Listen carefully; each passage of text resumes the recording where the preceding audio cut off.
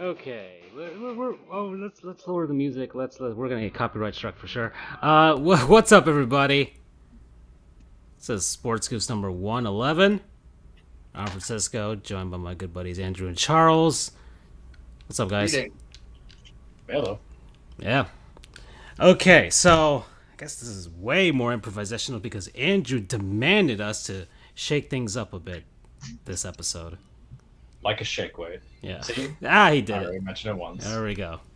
So, what's up? We got MVP Baseball 2003 in the background. It's horribly emulated, so that's going to be even better for us, actually. That's actually on par with our production quality, so that works. Yeah, so there's stuff. Sports are happening, but not enough to entice Andrew because he's gosh darn tired of it. The Olympics had a closing ceremony. I didn't watch nothing of it. I man, was I ever not into this Olympics? This is the most not into the Olympics that I've ever been. Is it because the Olympics are a waste of time? I don't know. I think it's just the way it was conducted, the fact that they got it done anyways, despite the fact nobody was there. I don't know. And I get that Japan spent a ton of money, but and like France wants to get theirs in 2024 and all that stuff, but just roll them over. This should have. I don't know. Maybe they should have done it next year. They should have done it in 2022. Just push that back one more year. Nobody cares. The thing is, if I remember correctly, there was basically an ultimatum. I'm not sure who made said ultimatum, but it was basically either it's held this year or it's not being held at all in Tokyo. Probably IOC. Or maybe, I don't know, it might be Japan. They might have put up a lot of temporary venues rather than actual venues. Like, right. I think that's what London did. A lot of temporary venues that just put them up, then bring them back down, and then use them for something else, rather than having permanent installations and having them rot like they are in Greece and in Brazil, because they don't have economies that could support all those recreational activities for everybody. So there you go. And yeah, that's issues with the Olympics in general, is that a lot of countries can't even afford it. They're money losers, and man, Japan lost a ton. They lost a ton thanks to the virus. So that sucks for them. And now we got to move on to Beijing, China for the Winter Olympics. Honestly, I mean, I get that it's all money all the time, and it really comes down to what countries are willing to pay. But they just had an Olympics not too long ago. I mean, it was 2008, so and now So they're 12 years. they're 14 getting, years. but now it's the winter version of it, so it's different. Right, but And I don't know. I feel like spread the wealth a little bit. There's not much wealth to be spread. That's the thing. There's not many countries that can afford to host Olympics, and that's the problem. Let's see. What countries could host a Winter Olympics that haven't hosted recently? Well, that's the hard part. What about one of the Nordic countries? They've got snow for days. I don't know. That or they just don't feel like doing it. I'm not sure. Yeah, I don't know who beat out China in the thing, but they got beat out. So, I mean, to quote a comedian, I can't remember which one. We basically hold the Winter Olympics just so those countries can get their medals. well, you know who else can help them with that? Pirani's Hockey World, where the customer is number one. They have lots of Winter Olympic equipment, such as hockey gear, the best customer service, lowest price, and largest product selection. So you can head on over there. They got everything. Go to our website and click on the banner. Help us out, help them out, and get yourself ready for 2022. All right? The NHL sending their players, so it'll be watchable. Maybe. What do you mean maybe? I thought it was a definitive yes at this point. That's I what don't know where you've been, but there's been a change, Oh and no. Bettman is balking. Oh boy. And I thought Batman would go all over it just so the NHL could have some presence in China. I can try and get some of that. You'd think, You right? know, But try and no. try and do the whole NBA thing, even though they don't have a Chinese player. So that's kind of the issue with the NHL. Anyways, Olympics are done, and the U.S. won the Olympic medal count overall: most golds, most silvers, most bronze. So America, everybody, America. hooray! America. Yep. Oh, I just want to point out something. Um, the University of Georgia scored more medals than the actual country of Georgia. Huh. That's funny. So I feel like that's too easy to use. I'm gonna be a bigger man, not make jokes about it. so I'm proud of myself. yeah. All right. And yeah, there's a first. I think Bermuda won their first ever gold medal, and they were the smallest country to ever win a gold medal. So there you go. And other tidbits, but aside from that, I I don't care. Hey, can you imagine if Vatican City decided to enter into the Olympics? Oh, buddy. I definitely can't say anything because it would get us canned for good. Mm, I'm not. yeah. I mean, we already know we're not getting to heaven, but Yeah, but I like syndication. I Yeah. like somebody to listen to us go from there. I don't want to make a joke about playing Hungry Hungry Hippos for the Vatican equivalent. okay. Let's get some other news out of the way. The only college sports news that I know is that the Florida Panthers signed the University of Miami quarterback. So, yay! Go Cats! No Cats. Some actual culture to those uncultured swines at the University of Miami. Honestly, the running gag on RCFB was so many people are going to get confused Uh-huh. because a lot of outlets, for some reason, decided to omit the Florida part. Hold on, guys. I gotta take this. You guys take this show. I gotta take this call. Oh, See, okay. we're already doing the improv. Go with it, Andrew. Uh, because there's a certain football franchise located in North Carolina that is also called the Panthers. So logically, you would think, oh, okay, so a football player is going to be sponsored by a football team, but no, it's the hockey team, and I've seen quite a few articles where they just say, to Eric King, sponsored by Panthers, They're and probably thinking King, this is going to be the next draft pick. He's going to be their quarterback in the future. exactly right, exactly. But no, it's a I can't say bad because they had a good season this year, but a South Floridian hockey team that generally no one really cares about on the national stage. Um, See, I just wonder what that really. I mean, great for Derek King. He's gonna get some money. I like the idea of likeness, being used in this kind of brand because even though the U is ass, and it's gonna be ass for a while, it's recognizable. It's not like some other Florida teams like USF that if they sign whoever their player is to, I don't know, Tampa Bay Bucks use that for whatever purpose. So Lightning, but Lightning doesn't need to. But I'm just gonna use them as an example as a cross brand sport. Um, I don't think it really gives kind of like that prevalence that comes in there. So good for him for name and likeness use. That's interesting. And then I would say good for what's an orangutan. And then just interesting for the Panthers because I think when South Florida has like just the state of Florida itself with its sports teams, it has a cluster of success with the Buccaneers and the Lightning. Not the Marlins, unfortunately, not the Dolphins. They more about successfully suck.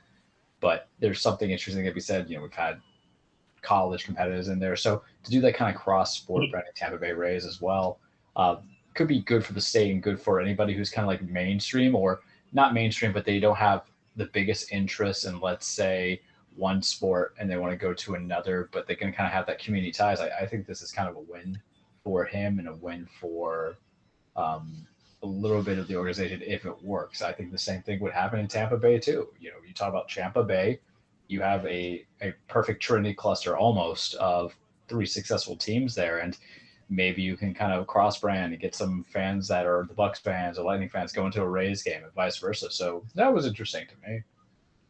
I will say this though, you're saying that sports teams in Florida are being successful. Tampa's doing a lot of the heavy lifting there. Yeah, but well, to a degree, you know, I think we're kind of rubbing the balls of Tampa a little bit here, but UF was a powerhouse last year, even in a COVID session. They got guys that were coming out and drafted with Trask, and Kyle Pitts went the fourth pick overall. So, and they were still winning in the SEC, even though they were just going to bowl game. FIU, we don't count that. But FSU, not to date it too far out, for like 7 years ago, they were winning a national championship. The U was ranked number one like 2 years ago for a cup of coffee. So there's some relativity thing. Is Tampa raising it? Yeah, but don't you want the crossfeed? Plus, then you look at the Florida Panthers. Imagine having that state where you have one who won the finals and then one who went to the playoffs, and they're built to a degree to be a playoff team perennially. So it's good. But isn't that what you want, though? Because even if Tampa's like lifting the heavyweights, you have somebody over in Monroe County who doesn't give a damn of any of those except for one sport, maybe want to breed over. And you have the Heat. So let's not poo-poo on that either, because if you got Miami Heat going to the finals last year and losing, and then you have the Panthers doing well, relatively successful, you can get both the South and maybe the mid-quadrant. The problem is Orlando's kind of a gas bag because the Magic or bleh, so you're not going to get anybody in the NBA there, I feel, unless you're going to do what you probably would do with Magic tickets and just get, you know, young people and their families over there for cheap, right? Right. And UCF, not everybody's going to go to UCF. That's because you only support that college team really if you go to that college with something that isolated, unless your Power 5 groupings change. And then you'll get those people who will be on the UCF bandwagon if they're actually playing real competition more often, as opposed to the current scheduling where you have out of conferences who don't want to play UCF and they won't help legitimize them for the moment being. Well, I will say the right term. Power 5, was I correct in that? I never that did is the correct term. Although yes. I will say our new athletic director, relatively speaking, has been here for 6 months already, which seems to have flown by. He already got us a 2-for-1 deal with Florida, with UF, which is something that our previous athletic director, Danny White, would just have refused to have happen, but it's ultimately for the best, I think. Because to explain what that is, it means 2 games are played at one team's stadium, and then 1 game is played at the other team. Oh, okay. I thought it was neutral. So in this case, it would be 2 games in Gainesville and 1 game in Orlando. Our previous athletic director, Danny White, thought that UCF was ready for the big time and would refuse to schedule any 2-for-1s. And, you know, in theory, you like where his head was at, because really you only see 2-for-1s with lower level programs like Oklahoma and Tulsa have had a 2-for-1 at one point, or although even worse are the so-called one-offs where it's just you pay for the lower team to go. So that's kind of in the totem pole of rankings. A one-off or a bye game is the lowest. That's where you see your FCS teams playing Alabama every year, the cupcake games. Then you've got your 2-for-1s and you've got your 1-for-1s. So he wasn't a fan of the 2-for-1s because it made us seem lower. But the consequence of that is that other teams were not willing to play ball with that. So basically our well of opposition dried up. So we were having to resort to playing a lot of FCS teams, FIU, FAU. Nothing against FIU or FAU, but if you have aspirations for the New Year's Six, for any sort of higher bowl, you need those big time games. You know, in 2017 we had goodness, I can't remember, but although the season got screwed up because of the hurricane, but in a normal, had the season gone on as normal, we would have played Georgia Tech and North Carolina, which is not too shabby. 2019, we played against Stanford, which was a return game for a game that we played against them in 2015. So again, that's your 1-for-1. But ever since the edict from Danny White that no for 2-for-1s, the calls stopped coming in.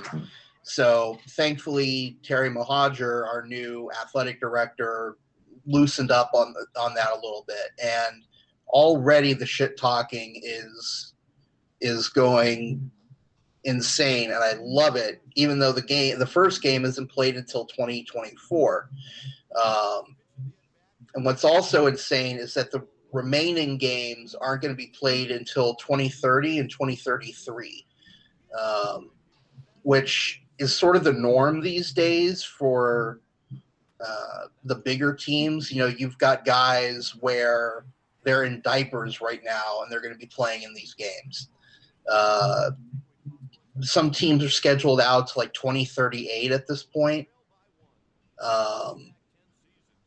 We're used to scheduling games 3 to 5 years in advance at max.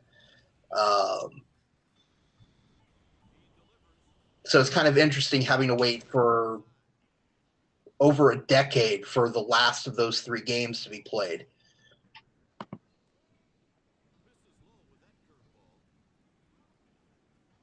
Hello? It could be exciting. No, I'm sorry. I just didn't know Francisco was back in there. But the point being is that maybe that kind of cross state vertically and horizontally can change. But bringing it back, I'm interested to see how this also kind of works with a lot of kids coming into it that might be higher prospects. I expect UCS when getting good prospects. The U will never get good prospects as Manny Diaz doesn't know how to recruit.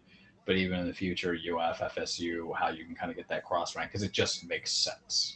I like things that make sense, man. It's my gig. I'm about it. It works. I can dig it. Yeah. Now I know they're saying over in Bama, there's like one cat who is just making way too much money. It's like already making a year, but he's $1 million in. He's their quarterback, which it's not surprising because the tendency is for the quarterbacks to get the most play, the most attention. So the quarterback for the best team in the country, you know, I'm not surprised that he's raking it in hand over fist. It's still, you know, I'll be honest, the whole concept is still really weird to me. Not that I'm opposed to these players getting money, but it's, you know, you're trained for so long. No money for the student athletes. The student athletes, they're students first. Most of the student athletes go pro in something else. All that NCAA propaganda bullshit. So all of a sudden to hear not that, it's a bit almost unsettling at first. It's like, wait a minute, isn't that illegal? Oh, right, it's not illegal anymore. Wait, that's illegal. Right, exactly. But the thing is, for every, I forget what his name is, the quarterback at Alabama, you've got guys that are not getting any endorsement deals. Mm-hmm. I read somewhere that the average MLI deal right now per athlete is $945. Hey, that's something. That's more than what we make here on the show. Come on now. Exactly. That's good pocket change right there. We should sponsor a name and likeness college player. We could barely sponsor McDonald's. Which, go ahead, kids, go and have your BTS meal featuring 2 new signature sauces: sweet, chili, and Cajun. Keep in mind, so Weedy, the rapper, R&B singer, rap, whatever she is, I know some of her music. She's making a McDonald's meal. There you go. I doubled up. Thank you, McDonald's. Yeah. Thank you, corporate America. Mm-hmm. That one's been interesting. It is. I actually looked it up today because I was. Who's ripping up paper? I am, because you guys reminded me of this. Is it a McDonald's wrapper? No. You guys remind me of this beautiful steam basket that I bought, and I just decided to open it while you guys were talking about McDonald's and Asian people with their BTS meal. Wow, that's a hell of a segue. But anyway, what was I saying? I have no idea. So Weedy is from California, sir. Okay, I honestly had never heard of her before this. She has that song. That's my type. But her deal. We're gonna educate you. We're gonna learn a goof there. Okay. Her deal is a Big Mac, 4-piece McNuggets, a special sweet and sauce barbecue mixed sauce, and a large Sprite. She understands the love of Sprite. I will give her that. Let me say this. I'm loving this already. I don't feel like I'm stuck to any schedule. You know what I'm loving? I'm loving Fragility's following us on Twitch. Okay, that's what I'm loving right now. Whom? Okay. You just look on the left of the chat right there. Someone followed us just now, so we gotta give a shout out. Thank you for following Fragility. Yeah, what's your McDonald's meal? Come on now, if you put it down there. I kind of feel like there's one of my favorite shows is Brooklyn Nine-Nine. Damn right.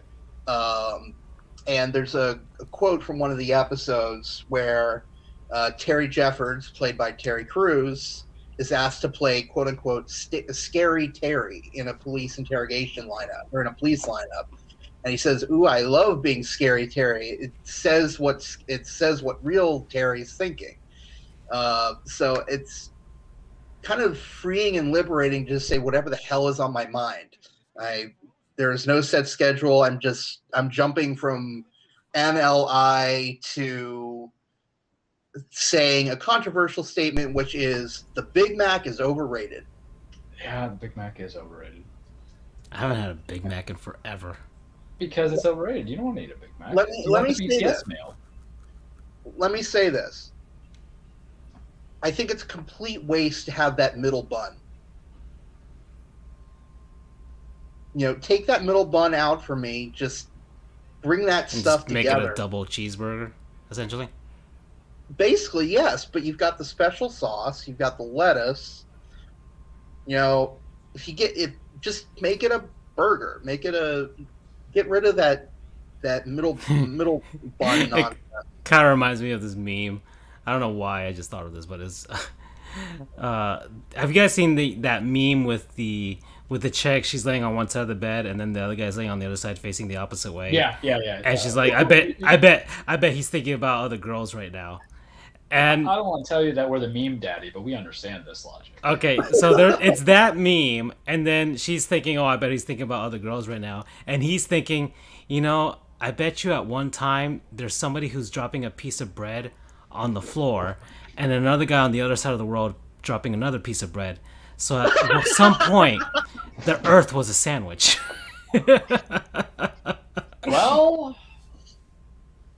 Oh, no, this might get into the empanada debate. Oh, no. Categorization of certain foods. Get his rodeo a little bit. And whether we already had the hot dog conversation, and now Charles is coming out here with his blasphemy. You thought you're talking about, getting into heaven, having the Vatican City and the Olympics, when you're talking about this, and you're not getting into heaven. This is the equivalent of, you shouldn't, All right, we're gonna lock you up like Galileo. We're gonna lock you up like Galileo. At least I don't put in that falsified speech that everything's okay when everything's going on fire. I don't ignore the truth. I'm progressive in that state. But the Big Mac, I haven't had. I don't eat McDonald's frequently, and when I do get McDonald's, it's literally this 2 McChickens with small or medium fries. Please bring back the Buffalo McChicken. I love that. It was a limited time only. I will eventually get the BTS meal or the spicy chicken meal. I keep telling McDonald's it's not my fault that you guys, the one that's close by me, was not there for 95. And I also get the breakfast because I got to tell you, even though they skinnied up and they dieted the breakfast burrito wrap, I still think it's probably one of the higher up fast food qualities that's out there. Personal opinion. Yes, we do appreciate Wendy's. We love you. But Jesus Christ, paying $8, $9 for a breakfast meal makes me just want to go to a dinner. I have yet to have Wendy's as breakfast. Man, it's time. It's time. You know, it's time to put the I will always hate Wendy's for not calling it the SUN of the Baconator instead of the Son of Baconator. Yeah, I can get behind that. Like, come on. It's the Son of Baconator. It's not a cat cafe, it's a catfe. It was right there waiting for you. It's whatever the name of that artist. He says, "Wherever you go, whatever you do, I'll be." Brian Adams. No, that's not him. Or is it Ryan Adams? Hold on. Are you saying "Wherever you go, whatever"? That song? Yeah. You're at Publix after on Valentine's Day. Yeah, I'm gonna research this because I think I'm right. Go ahead. But Richard Marx. Yeah, that kind of reminds us of the naming convention of a certain mascot from the Colorado Rockies, who, for those who can't enunciate, his name is Dinger, by the way. Rockies fans, learn how to enunciate when you're next to microphones. I'm just going to say that right now. But the fact that their mascot is not named Rocky, Richard Marx, yeah. I just don't get it. Hold on. What's the Denver Nuggets mascot name? Is his name Rocky? I'm not sure. But you can have more than one Rocky in one city. I'm not even sure if the Nuggets had a mascot by that point. It was 1993. So George Karl is their eternal mascot. hold on. I gotta look that up. Hold on. I think he might actually be Rocky. Denver Nuggets mascot. His name is Rocky. So what? There's a collective hold on Colorado-based professional sports mascots. Yeah. Is this who we are? No, this is how low we suck in with IP addresses. We're just like, oh yeah, trademark, copyright. We gotta do everything. It's okay. You can't name a Rocky. Both y'all teams suck. How about that? Yeah, the Nuggets. Okay. There's one thing the Nuggets know for sure is how to squander a regular season and do nothing in the playoffs. Yeah. Okay, so he made his debut in 1990, so he was established before the Rockies were even a team. So who would call their mascot Dinger? The Colorado Rockies would. We love dingers, but of all things, hell, I don't even. That's a good okay, so it's a Triceratops because apparently they found a Triceratops bone at Coors Field. I don't know if that's a real thing or if that's just something they made up just to make it up. Kind of like, I think the National Predators one is an actual story where they found like a Smilodon or whatever. Let's see. Here we go. Thank you, Wikipedia. The choice of dinosaurs, specifically this type, was inspired by the discovery of a number of dinosaur fossils, most notably a 7-foot-long, 1,000-pound Triceratops skull at Coors Field during its construction. Okay, so they did find a Triceratops skull. Okay, that's cool. So I mean, it makes sense to have a Triceratops, but for that reason alone. So, but out of all the names, Dinger. And it's actually not the worst name for a mascot. Because I brought up the mascot names. It is Dinger. But this is where I end up jumping into it. And I was like, I was like, why didn't they name it Sarah? But then Sarah is the name of the Triceratops in The Land Before Time, and that came out in 1988, so they couldn't have named it Sarah either. So that was Topsy. No, Topsy was that elephant that was killed at Coney Island. Burgers. Yeah, well, it's in Coney Island. mean, That's an actual true story, by the way. There's, if you an want- actual video if you want to get depressed. I'm always a fan of alliteration. You got him right. Yeah, So, like a T name, right? like, remember the other day, Francisco was telling you that a good name What's for an NFL team would be the Austin Austin Armadillos. Armadillos. Yeah. Mm-hmm. something with a T. You know, maybe not What's a Tiger, baseball term that starts with a T? triple? Yeah, but you can't go with triples. Or unless you call it trips. Colorado trips. Gosh, what other things start with T in baseball? Is there an advanced metrics term that we can use? Nah, it's slugging on base, slashing. OPS plus the Triceratops. But this is all because half of the mascot names, if not more, 2/3 of it, there's only a few of them that are baseball terms. May I list this to you, please? Oh wow. Ace, blooper, which is the Atlanta Braves. Okay, I Ace always is go the Blue blooper Jays. because of bloopers. Yeah, blooper is the Yeah. Braves because for reasons why they used to have Chief Nakahoma. But there's literally nothing else. Dinger, slider, which is Cleveland Indians, slugger, which is Kansas City Royals, southpaw, which doesn't even, I'm not counting it. That's the White Sox. And then swinging friar. That's it. So you don't even have to make it baseball related when you have Barrelman in Milwaukee, Baxter the Bobcat and the Diamondbacks, Bernie Brewer, Billy the Marlin, Dandy, who's Yankees people right there. Yeah.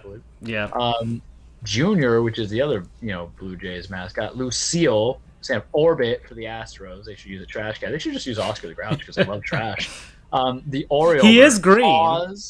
He is green, but he ain't a cheater though. Oscar has morals. You have the Pierogies and Pirate Parrot. You have the Racing Presence for the Nationals. Rosie Red for the Reds. So this whole logic of you need it to be, Triceratops in of itself. You just have a Triceratops and call it the Colorado, Colorado Charlies, but I would have to get my namesake in there. Stomper for the Swinging Friar.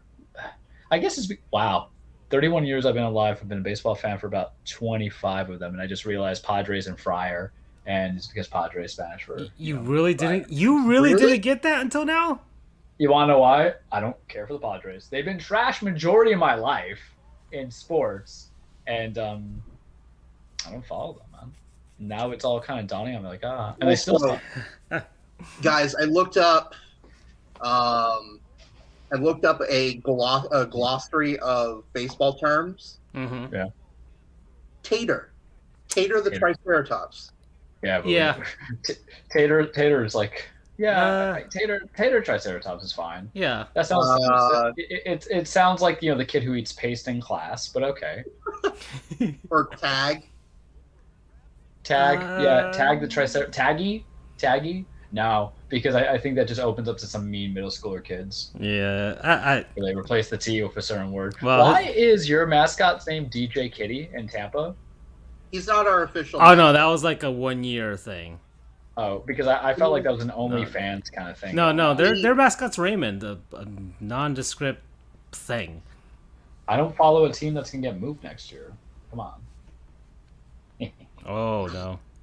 Well, Yuppie's already taken. He's in Montreal still. Yeah, that's the cool thing. Yuppie was the mascot for all of the Montreal teams. I mean, that's pretty cool. I can dig it. Yeah.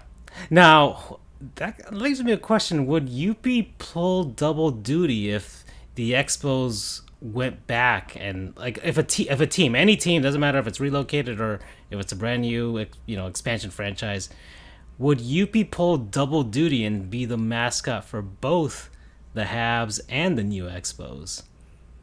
I imagine he would. No, this is basically who gets the kids in the divorce. I mean, because it wasn't that he was orphaned more than anything. He wasn't. It wasn't. He was orphaned. The Expos fled for DC and they left him up in Montreal. Yeah, and then this, what's more akin to is, honey, I'm not the robot, he's the And robot, then I'm the real me. And the Habs adopted him, Oh boy. All right. Let's see. I had some. I like how Francisco's like, oh, or Andrew's like, yeah, I want to improv. I'm like, this is literally what we did when you were gone. Yeah, this is exactly the same thing. This is not what I There's- did there's- when I was on the show normally. Well, we because kind you're of our did it last. regulator. We kind of did it last episode too. When we just started talking about streaming services. That was pretty cool. Yeah, that's true. Yeah. We've been We pretty. make sure we don't go bad. Yeah. Well, I do have small segments lined up, but I'm trying to see if there. I mean, some of these are backed up. Some of these are way backed up. Got a frickin' all types of stuff here. I mean, sheesh. Some of these aren't even topical anymore. I don't know. What do you guys want to talk about? 'Cause I could throw these out, but I was telling Charles that I would be willing to don judge robes, if you will, to decide whether empanada is a hot pocket. Man, I haven't prepped for this. I prep for it for 5 weeks. I've been on that. I will grant a Small continuance. I will grant a I'll give you my opening argument right now, Judge. I'm gonna be like, motion to deny his continuance right here. That's my answer. I will give you the facts without even needing him. It's in a shell with meats, flavor, seasoning of different diversities of your liking. Has cheese in there. Some people do cheese. I wouldn't, but you can have like a queso empanada, sure. You can have veggies in there too. I've seen hot pockets with belly. It is now, from what his own admittance when he was shopping at Publix or Walmart or whatever, he saw empanadas near the hot pocket aisle.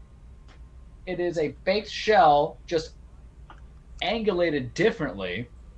I had an empanada today at a place that doesn't even, it's not even authentic Hispanic food. It's Taco Shack, which we talk about on the show. That's just gourmet tacos. And I gotta say, they make some pretty damn good ones. You have different diversities, different flavors. Sometimes I think to myself, this is a calzone. I'm like, no, but calzone's different because calzone is very specific of being the sauce and the cheese. When you live on that stuff of empanadas and hot pockets, when you live in Miami, when you're going to law school and you're on your last dollar trying to study for the bar, you know that there's a difference, man. And you know they're the same. But If you don't want to call them identical twins, they're fraternal twins. But in that case, wouldn't a pie just be a giant hot pocket?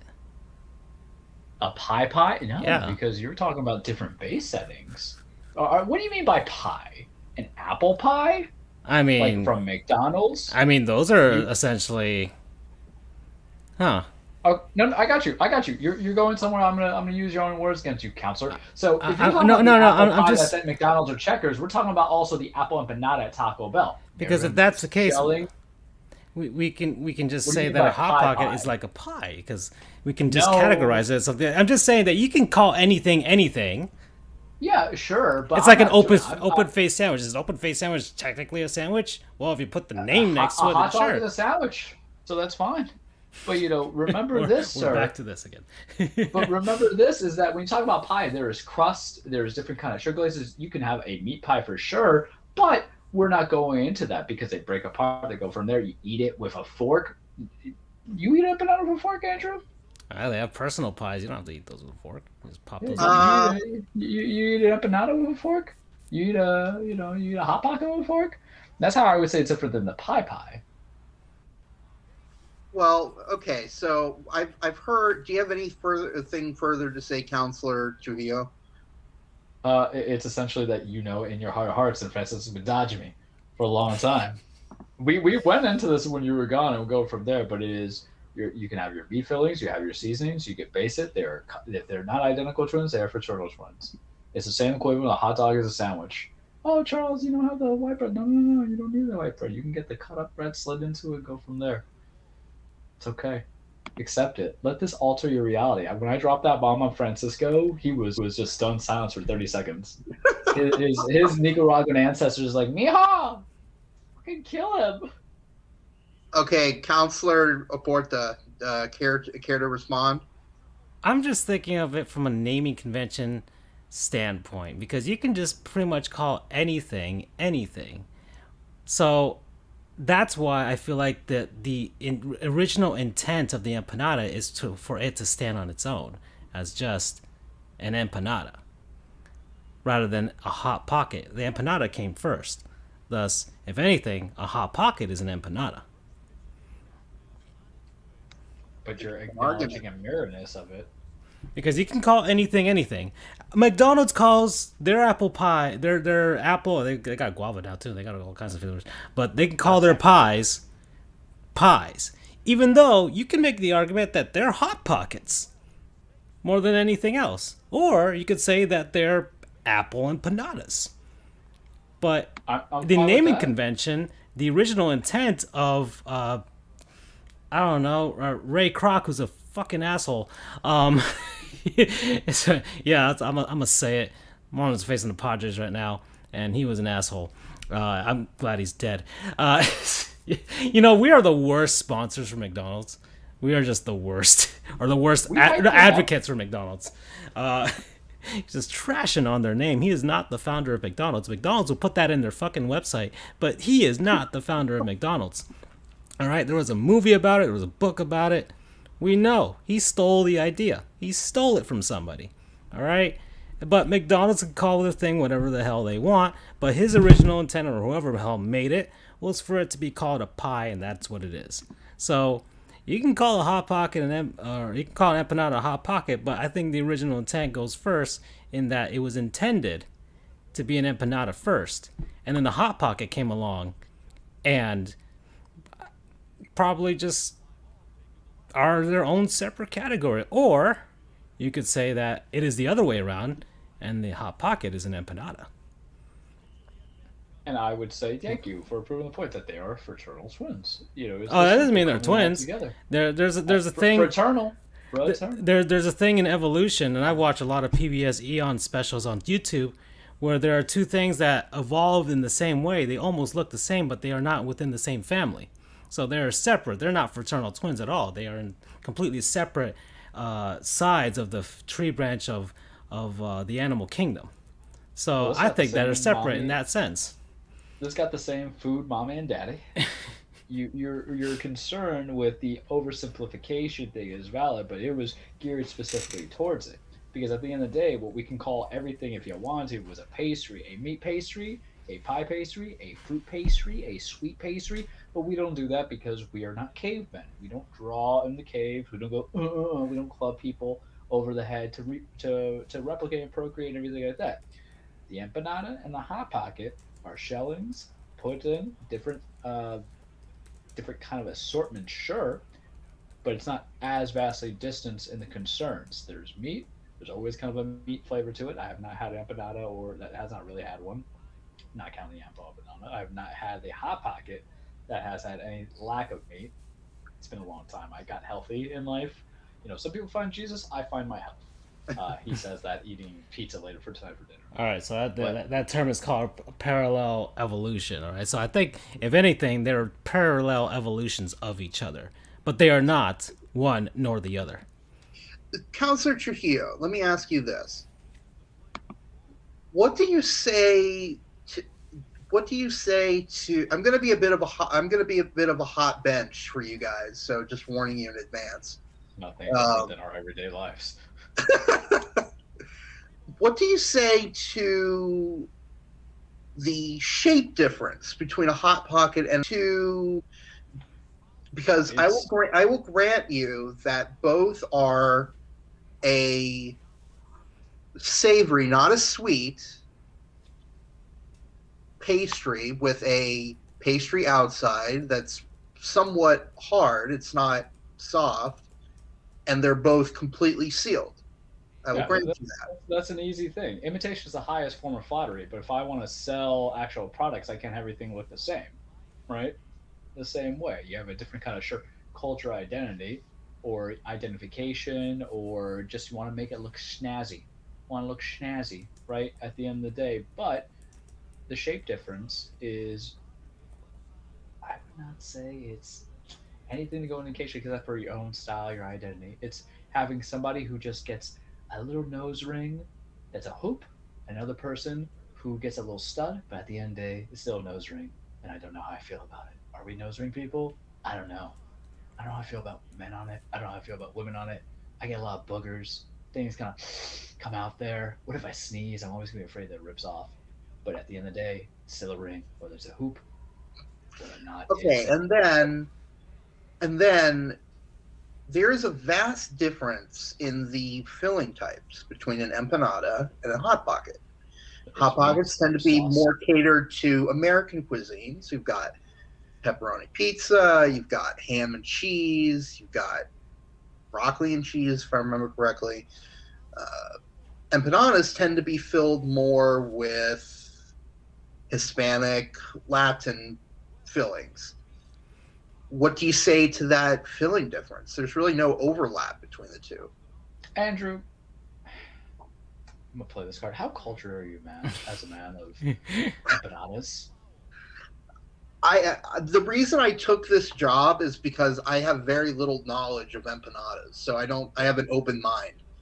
Okay, so Francisco, we're gonna bring you in here. Mm. In your family, you mentioned about broccoli and cheese and all this other stuff, but Look, for some people who just want this is filling. this is the guy who puts ketchup in his subs, all right? So I'm no prude as to filling anything with a hole or that I can take out. Oh, that is out of context. And stuffing it. Yeah. So I'm no prude as to stuffing things into pockets.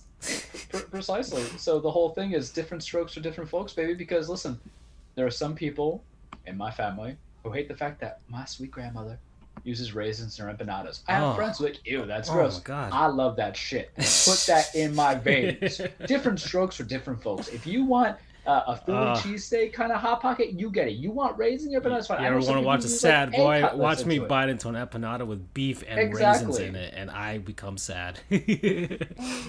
You're sad because you're never gonna get it again. That's what it is.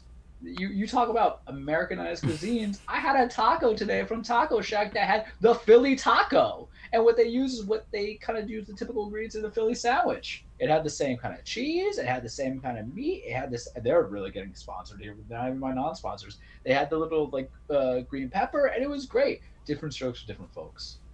Have the raisin, have the eggs, have the beef. What kind of stuff else do you use, Francisco? What is your abuelita use when she's making you empanadas? My family never really makes. Well, my aunt downstairs, she makes empanadas every once in a while, but it's a long while since she made them.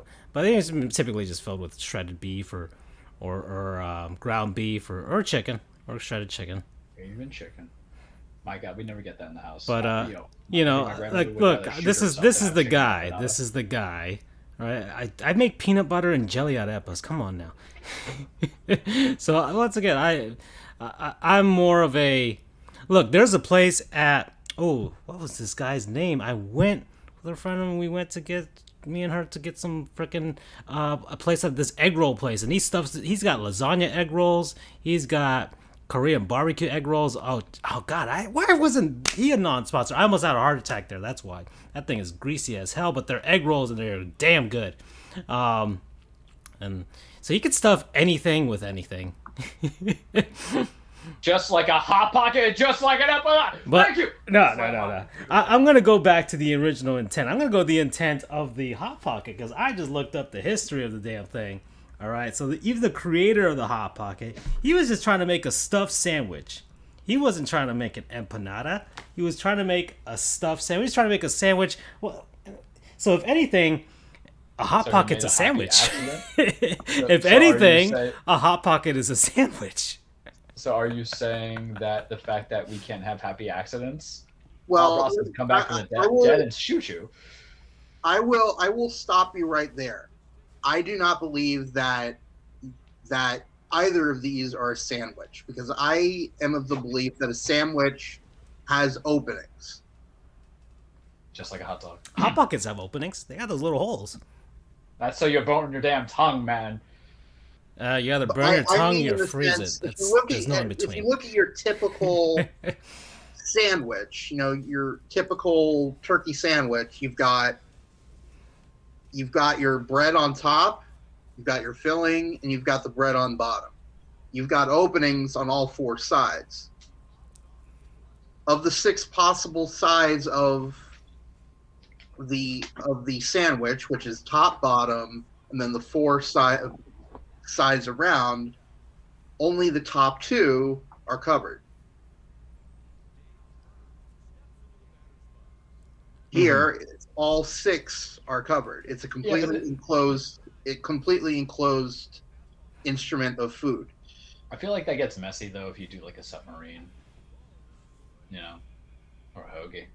Unless you're talking about vertically and horizontally. You're talking about the stackings. I think Right. it's just yeah. That's If you look at a hot dog, so is an open face sandwich a sandwich to you, Andrew? Well, that's sandwich. Like a tuna melt? ooh, that's a good question. You ever been to 2J's? The tuna melt is real good. I'll have to take that one under advisement and come back to you for the next episode. And I just want to throw this out to you both. This is kind of an aside. Calzones. Let me throw that wrench into the mix. Well, according to the Hot Pocket, calzone looks identical to an empanada. Absolutely not. And we talked about that earlier. It's because it's strictly to the cheese and the marinara sauce. At least the only calzones I've had. They are huge, though. Once again, I'm going to go back to the whole parallel evolution thing. Right? 2 different things can evolve into one thing, but they have nothing to do with each other. In fact, let me bring up a calzone. So the Italians made their thing, the Spaniards made their thing, and then the Americans made their thing, which is a Hot Pocket.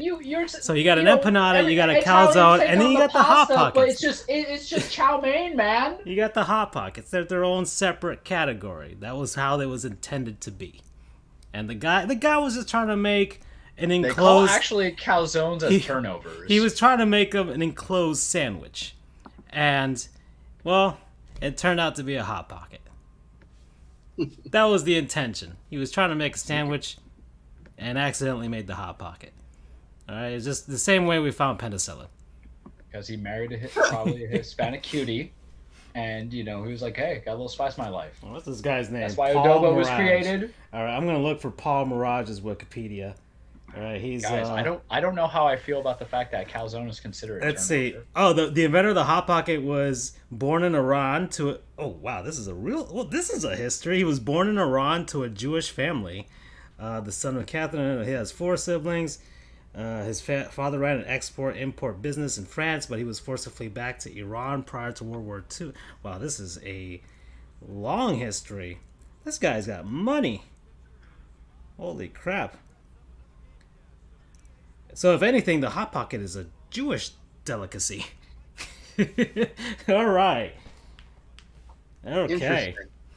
So for Hanukkah, we're all having Hot Pockets. They've got to be deep fried. Yeah. Yeah. And, he was super smart. He went to UC Berkeley. There we go. Okay. Empanadas aren't always deep fried. Depends on your culture. Us Colombians, we make that stuff super greasy. Look at this. This guy is responsible for the Hot Pocket, for frozen Belgian waffles. What? Frozen Belgian waffles. Yeah, this guy. I'm gonna try it. Why aren't there statues of this man? Sheesh. Okay, so do you gentlemen want to furnish me with closing arguments? You already heard what you heard. Even the plebeian over there agreed with me. He just wants to be concerned about the I didn't agree with that. Spirit and the intent. I'm saying that the intent of the Hot Pocket maker was that it was just a Hot Pocket, trying to make an enclosed sandwich. Once again, they may be similar in a sense, but they are not the same. They are parallel evolutions. And even our judge brought forth an example of parallel evolution through the calzone. The calzone is its own separate thing. The empanada is their own separate thing. And the Hot Pocket is its own separate thing. They are not one and the same. That's me. That's my closing argument. Litigation. All right. Allow me to show you litigation. Usually at the end of this, they don't grant asylum to my client, so I'm used to losing these. What you see going on here is a catch-all. It's a net. It's an overgeneralization, because to address and simplify is easy as opposed to address and acknowledge complication. To address and focus on a difficult topic that for weeks has been avoided evaded because they want to make an admission of the truth that the cultural aspect. We should have gotten an expert witness for this, man. We should have got. Yeah, they should. Well, we should be the most expert witnesses. No, the expert witness is Jameis Winston. And what you heard is in the minutes from the other side. Speaking of, it's the same thing, but it can also be anything else. You know what that called? That's called deflection. 5 minutes. That's every person. I never said it was the same thing. I'm saying they are similar to each other. Same but different. He should call James Franco, Your Honor. He should just call James Franco from the 2011 movie, even though James Franco will probably jump on because he ain't got nothing going on there, and just quote the same thing over and over and over again because he wants you to avoid the traction. Now, what you have is shell, you have meat, you have seasoning, you have diversity. Oh, what is it, Charles, about broccoli and cheese? Well, you want raisins in a Hot Pocket? Oh, I'm sorry, not a Hot Pocket. You want raisins in that banana? I sure do, but Francisco doesn't. It is what it qualifies to be. It is akin to hot dog as a sandwich. And we might not like the truth, but in order to progress in this world, in this society, we have to give away the idea of the intent and the spirit because happy little mistakes happen. If not, Bob Ross would not have led us into such a good life here. Because once you have the true tastes of an empanada and you have the true tastes of a Hot Pocket, you know that it's good because it's the same. And you know what it tastes like? They both taste like, Mr. Judge, Your Honor, tastes like home. I just sit down and pray that the judge hears my BS and I walk away from the table. Don't use that H.T. Smith. Don't use that H.T. Smith on him. He went to FIU. Okay. All right, I know all the little tricks. All right, I've cried in front of judges. I know the tricks. This is a very tough decision, gentlemen, because on the one hand, I'm inclined to say that there is a difference between a Hot Pocket and an empanada. They are not the same thing.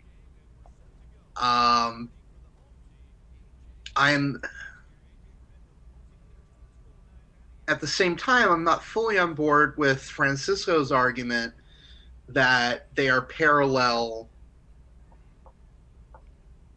You don't believe in evolution, Andrew? This feels like that episode of Always Sunny in Philadelphia, the cereal defense. It is. It's literally our own. Well, I'm thinking. You could always say or reserve ruling. I almost want to come to a mixed decision between the two. I think that the empanada is objectively came first, without a doubt. I don't think anyone is contesting that. I don't think that the Hot Pocket directly came as a result of the empanada. I don't think it was designed as the sequel to the empanada, the Americanized version of the empanada. But I don't want to say that they evolved parallel either. So I'm almost inclined to think maybe there was some inspiration taken from the empanada, but I think that they are two separate entities.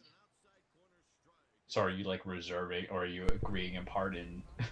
Are you doing the pull-out? You're dissenting in part. Yes, thank you. Affirming in part, dissenting in part. Probably, I think that would be. I would say affirming in part because it is empanada-esque, but rejecting in part, but reversing in part, or affirming in. Well, no, this is the trial courts. There is no affirming. Yeah. Well, we have to be all three stages here.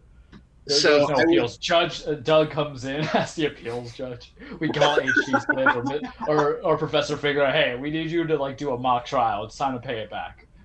So I will accept arguments from both sides to come up with an argument that neither of you came up with initially. Yeah, that sounds like you would be a great appellate judge. basically like, you guys could just relitigate back in the trial court, as Francisco Yeah, were like, just all right. remand it, and we'll do it again. I'm like, what? Yeah. New case law come out? Yeah. What? Yeah, I would to leave it at that, because there's a lot of irreverence that we can kind of go from there. It's a fucking, they're the same thing. If an empanadas come from Hot Pocket, going from there, but it's okay. It's okay, because you know what, y'all just don't have the love for it. Because you know what happened? I had a true home eating empanadas and Hot Pockets. You guys obviously were raised in an orphanage, and I feel All right. sorry for you. In my final statement is, in this sense, separate but equal. Same but different. You're on. This is the Who's complete judge? opposite of Brown v. Board of Education. Our judge that we just appeared in front of thinks mayo is spicy. I want a new judge. You got him admitting it right now. Andrew, how have you not had empanadas? I gotta get you some cultural differences. Wait, you never had an empanada? Actually, I went back into my memory bank, and I have had. There was a literal empanada place at FIU. I have had a couple of empanadas, not a lot, but I have had some. The first empanada I ever had was from a restaurant at Downtown Disney. I still call it Downtown Disney, even though it's technically called Disney Springs. Is that really like an empanada or an empanada? They have a restaurant there called Bongos, which is like a Cuban restaurant, I'm guessing. And they have a little, almost like a drive-through window that you walk up to.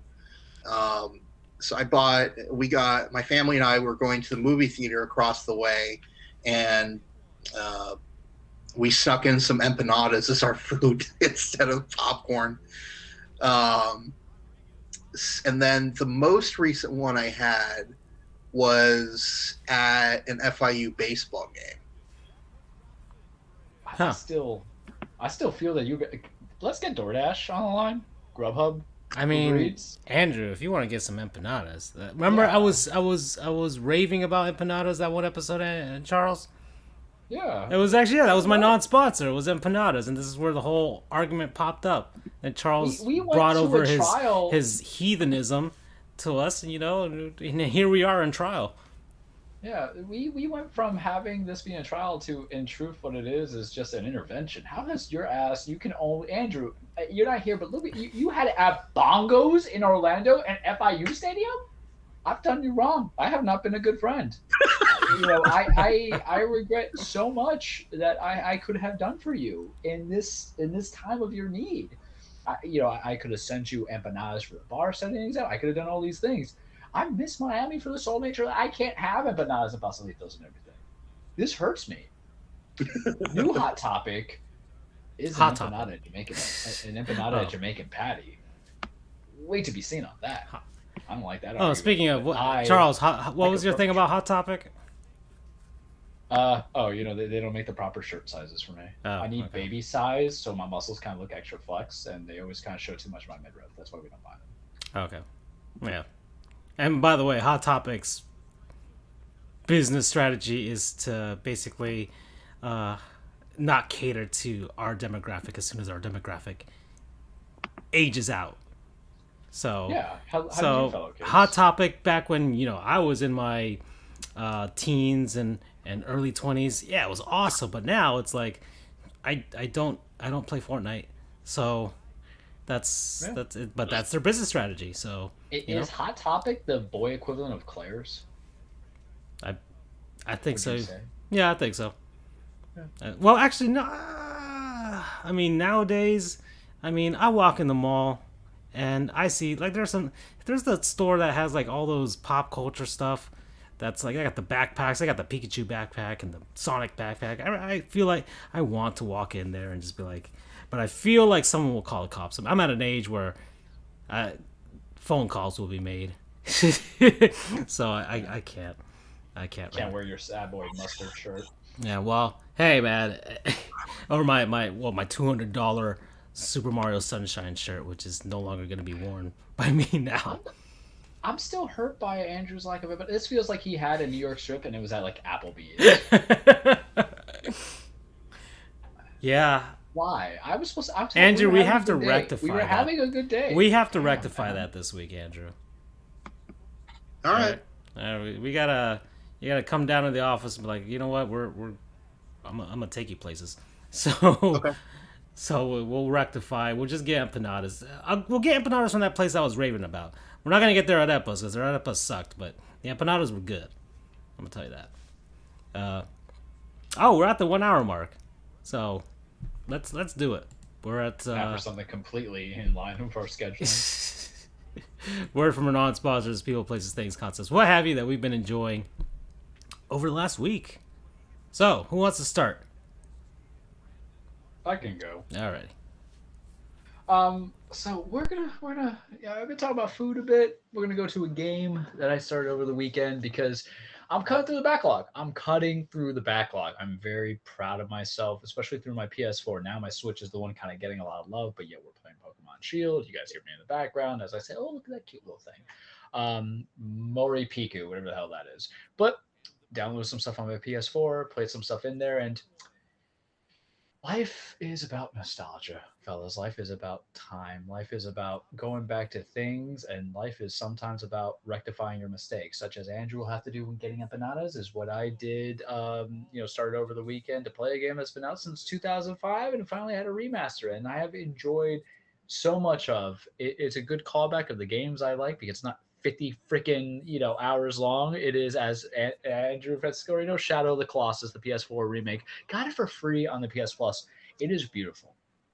It is gorgeous. It's a very simple story. You are a wandering wander, as his name is, goes to the sacred temple of someone that you have deep affection for. You don't know if it's your wife, you don't know if your girlfriend, you don't know if it's your sister, but you want to bring her back to life. All you're told is that she's been cursed and afflicted.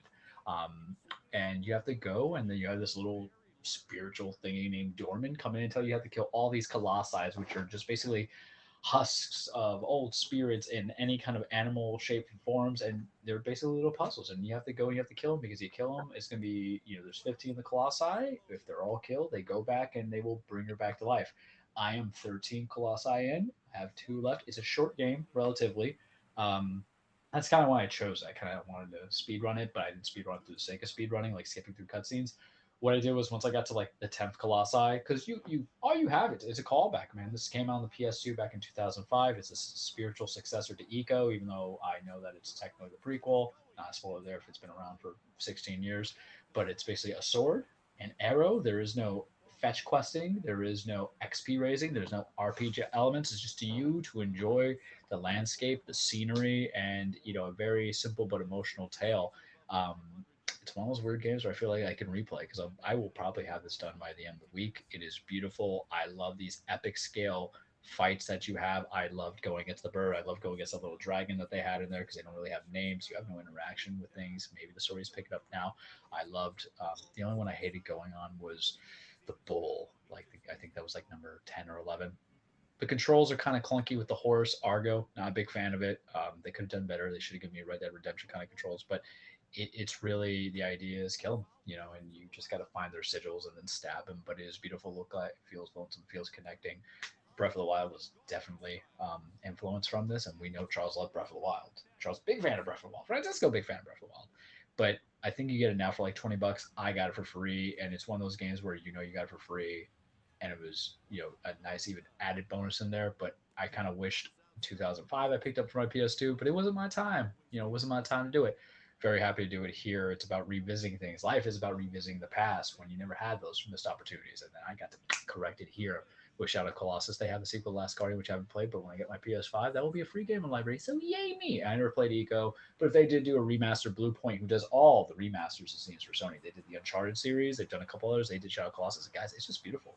When I get my new sexy OLED television, maybe by the end of the month, I'll definitely pop this bad boy on just to see how it looks. And oh man, the orchestra is so good, the music's so good. So when I'm done with the game, I'll just like work with it in the background. Big fan, love it. Promo code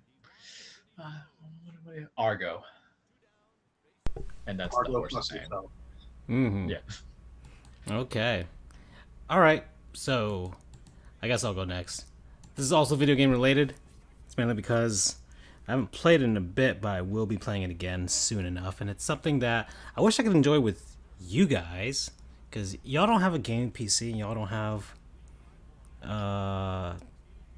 Xbox One or Series X or anything like that. It's a game called Fishing Planet. I mean, you guys can play it,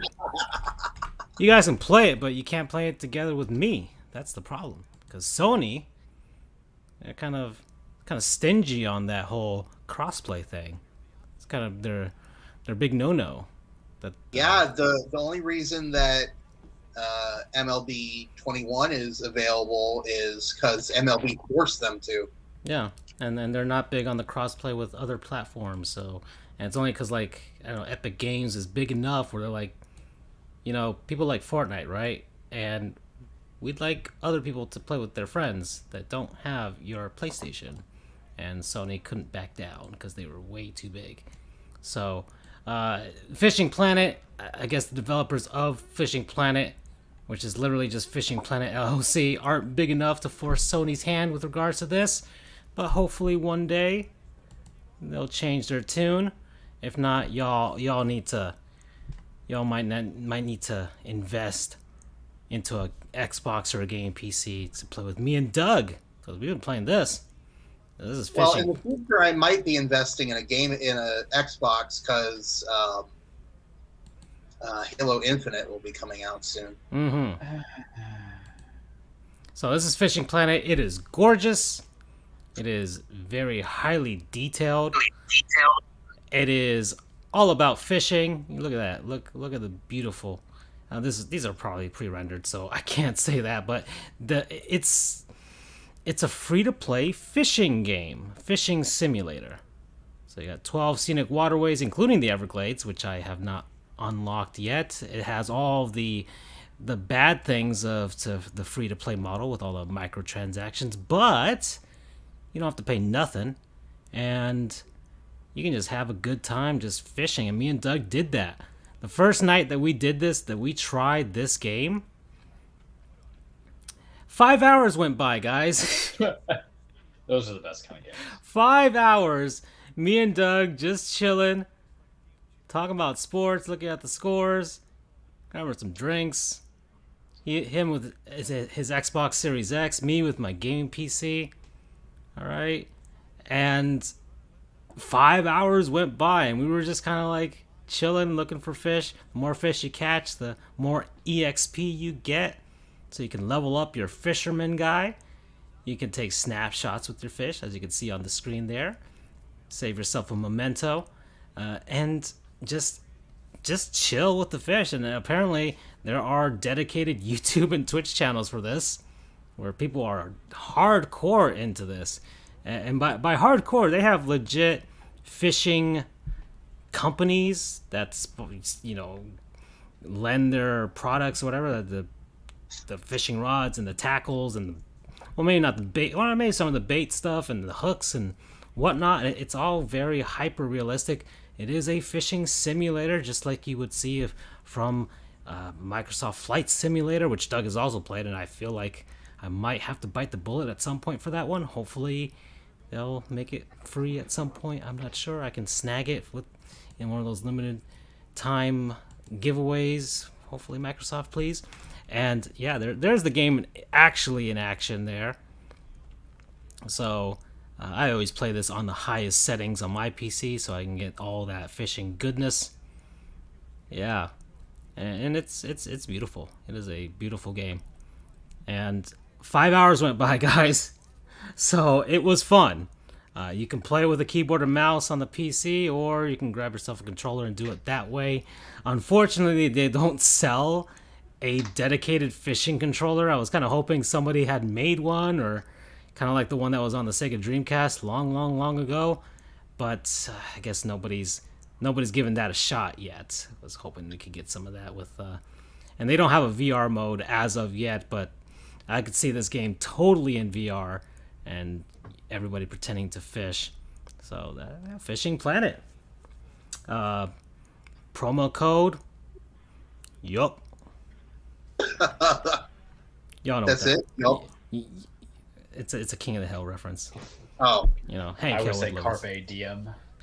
My non-sponsored gentleman is called Home Field. Okay. Home field. Okay. It is an apparel company based out of, I'm assuming, Indiana. It's run by a couple of graduates of Indiana University Bloomington, and their sole mission is making collegiate apparel that focuses on retro logos. I see here the University of Miami. They got that one right there in front of you. And it's just so cool. In particular, and this is the part of the reason I give them a shout out is because they used a logo that I hadn't seen clearly in ages, and that is UCF's old baseball logo. If you pull up UCF, you'll see they have a few things. They have a Citronaut shirt. They have current logos as well. Uh-oh, Andrew. They've got UCF labeled as Central Florida here. Oh, no. I know. But where is it? Where's the? Oh, here it is. I remember. And that's so cool. And honestly, I am going to be getting that shirt at some point because that logo is hard to come by. I'm surprised they were able to find it. Because that was the baseball logo used mid 2000s up until the current stacked UCF logo came into play. But that was a baseball specific logo. And to be honest, I love the concept of baseball specific logos. University of Arkansas has one. Mississippi State has one. I would love Hurricanes have the Old English M. Right. I would love it if UCF went back to that old style logo. That would be so cool. But I get why they don't. They want a cohesive branding. But in any case, Home Field brought that logo back to life in a way, and that is really cool. I've heard from a friend who buys a crap ton of Home Field apparel because he is an Indiana fan. He said that the clothes are very soft, very good. So I'm looking forward to the day that I decide to go ahead and get that UCF shirt. May even splurge and get that Citronaut shirt as well, because that's really cool looking as well. But I don't know. That's my non-sponsors. Home Field, promo code Hoosiers. Mm-hmm. Yeah, I'm looking at all the retro gear they've got here. That's pretty cool. That is pretty cool. Okay. Well, I guess that's it for the non-sponsors, guys. So where do we go from here? Because we're at the 1 hour and 20 minute mark. And should we talk sports? I guess we could, right? I have some stuff here from the what's going down. Apparently, Eddie Perez was criticizing Aaron Judge about his base running. Go ahead. Let's hear it. Yeah, let's talk about Judge's retort is fantastic. Let's talk about baseball. Let's go here. Yeah, let's go here. Yeah, he was talking about analysts and stuff. Of course, Eddie Perez wasn't a great baseball player when he was playing and stuff like that. But let's see what's going down here. Well, the Philadelphia Phillies got hot. They won 8 games in a row. The New York Mets became the New York Mets. Fallen completely apart. They lost 3 of 4 to the Marlins, guys, and became the Metsiest of Mets teams, and it was glorious to see. I was telling you this, Andrew. I was telling you this. The Phillies are coming. They have the weakest strength of schedule in the division, I think, in all of Major League Baseball, and they have completely. And it's not like they've blown the division wide open. They're only 2 games up on the Braves, but that 8-game winning streak just leaps and bounds ahead of Atlanta and the Mets. So there you go. The Marlins tank. Having a real manager helps. Side note. Ooh, that is also The Joe true. Girardi love. Yeah, Joe Girardi. Yeah, he's a real manager. That is for sure.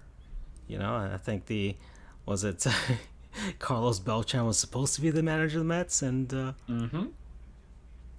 didn't get the job, or actually got the job and then had to step away. Actually, was fired, right?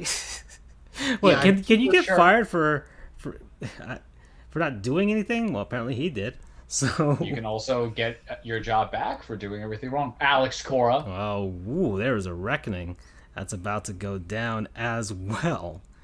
So we are into this race, guys. So the Arizona Diamondbacks are losing a bit of ground in their tank race right now. They're only 4.5 games up on the Orioles and the Rangers. The Marlins tank is still 12 games back. They're doing their darndest just to catch up. They've lost 4 in a row.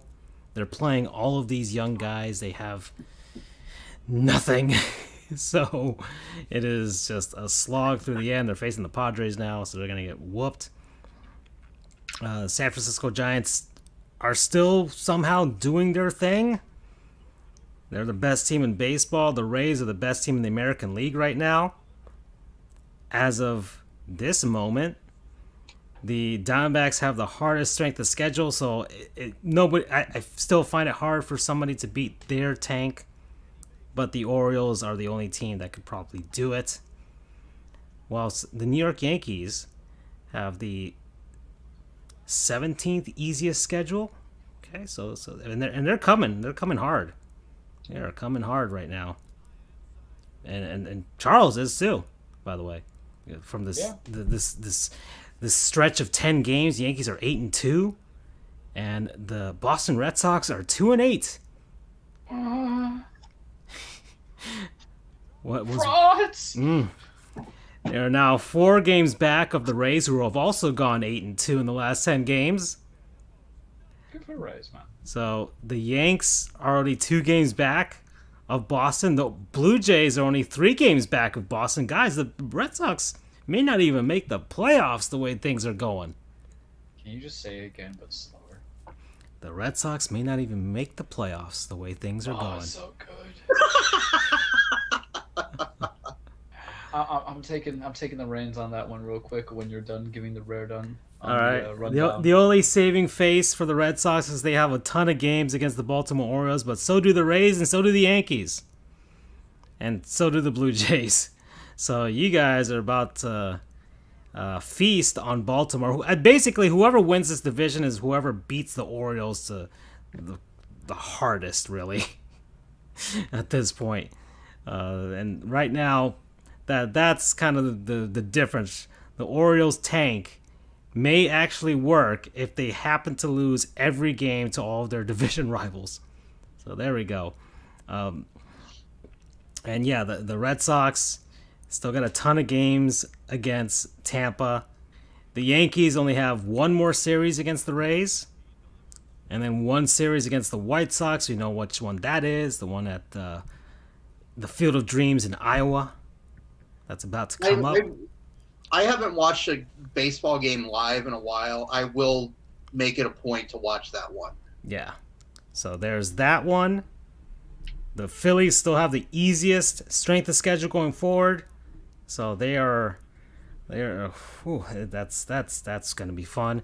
And then you got the rest of the league, right? So you got the Brewers, you got the gauntlet in California right now with those teams.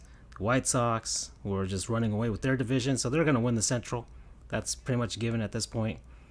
The Astros fighting off Oakland right now. The A's trying to do their thing as they always do with the money ball. The Seattle Mariners falling a little bit apart right now. A lot of unsustainable play as of late. They're hanging on, but I don't know how long they can hang on because they are teetering right now as the Yankees have blasted past a bunch of teams. So has Baltimore as well. Both of those teams have blasted past them. The A's have gone 8-2 the last 10 games. So it's the Red Sox. Red Sox are about to get passed by New York, Toronto. They're gonna be sitting there with the Mariners. And there was, and at one point the Angels were trying to do a thing, but then they realized that they're the Angels and they have to waste the talents of both Ohtani and Trout. So that's what they're gonna do, and they're 500 right now. So they're just an they're such a mediocre team. But those are your baseball races as of now. Charles, go ahead and talk about your beloved Yankees a little bit. So right now we're losing. Oh, 2-0 against Kansas City. Yeah. So that's how I That's no always problem. want to say it. There you go. For nobody who What are the Rays doing? They're losing 4-1 to the Red Sox right now. What's going on? This is good, though. This is what I need. Us to win, and then Rays and Tampa to kind of trade back and forth with each other. It's the best thing ever because really what happens is that I feel like Mac from It's Always Sunday. I play both sides, so I win. That's right. Because I think the East might be too far out. We're like 6 games behind. Every loss can be devastating. Boston, though, is kind of 4 games behind, too. So this comes down to the wild card, but it's really buyer's choice in that sense of what you can do. And with all the trades that we made, and me being like, none of these are a pitcher, it's kind of working at the best thing. Anthony Rizzo, he had the Rona, but he was doing well. Joey Gallo's kind of getting his footing in. We're getting a couple other guys that are kicking it in too. It's kind of beautiful. We're just trying to buy the farm for the best ability, and then we'll call up Luis Gill, who looked pretty good. He's kind of constantly getting option and brought back up, re-option, brought back up, going from there because of replace Cole. We're losing everybody. Gary Sanchez has the Rona as well, which is good because I like Hishigoga better. He's Cole's personal pitcher, so that should tell you what's going on there. But on one side, this is creating my petty because we're winning and we're just rattled with injuries or people on the COVID list.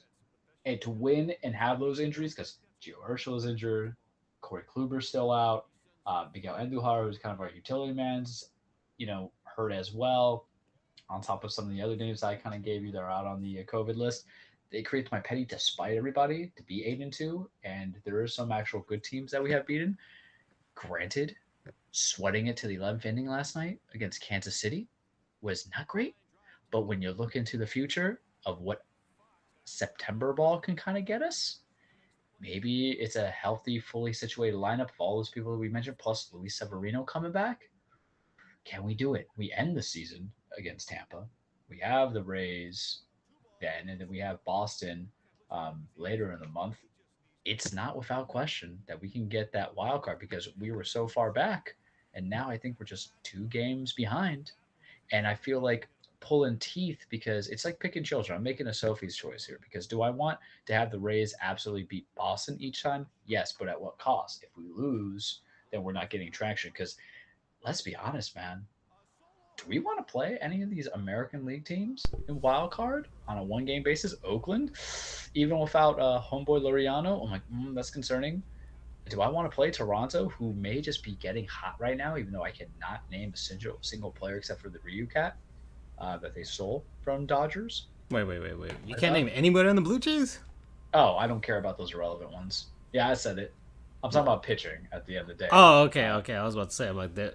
Yeah, because that run differential but says otherwise with the offense, But it's like the weirdest thing because our run differential is only like plus 16, but yet we're ahead of them. So you can only give so much stock to it. I know. What I mean? But I mean, with Vladdy Guerrero Jr., Biggio, and who's the other one? I'm forgetting. Bichette. Bo Bichette. Yeah, Bo Bichette. That could be kind of frightening. I don't know if I want to play that. We kind of tag back and forth, especially if it's literally if we're not healthy and I'm leading into the 1-game playoff with no. Because here's the thing about COVID. We don't know what the ramifications are. Garrett Cole could be gone for a while. I got going with Jameson Taillon. If the viewers can see our group chats where I'm like, oh God, it's Taillon. It's Emilio Irvan. It's Jordan Montgomery. I'm like scared. because I don't think I'm terrified of, if it's not Garrett. I would rather live on that hill, die by that sword, in the sense of Garrett Cole as my one game pitcher, because going against Oakland, going against Toronto, even maybe the Mariners, who are losing steam, and this is not the time to lose steam, but they're losing steam. That kind of scares me a little bit. But I like the possibility, because remember what was that bargain here? And I'm a man of my word. If we get to the playoffs and we get out of that wild card round, comes the Aaron Boone jersey. And it will happen.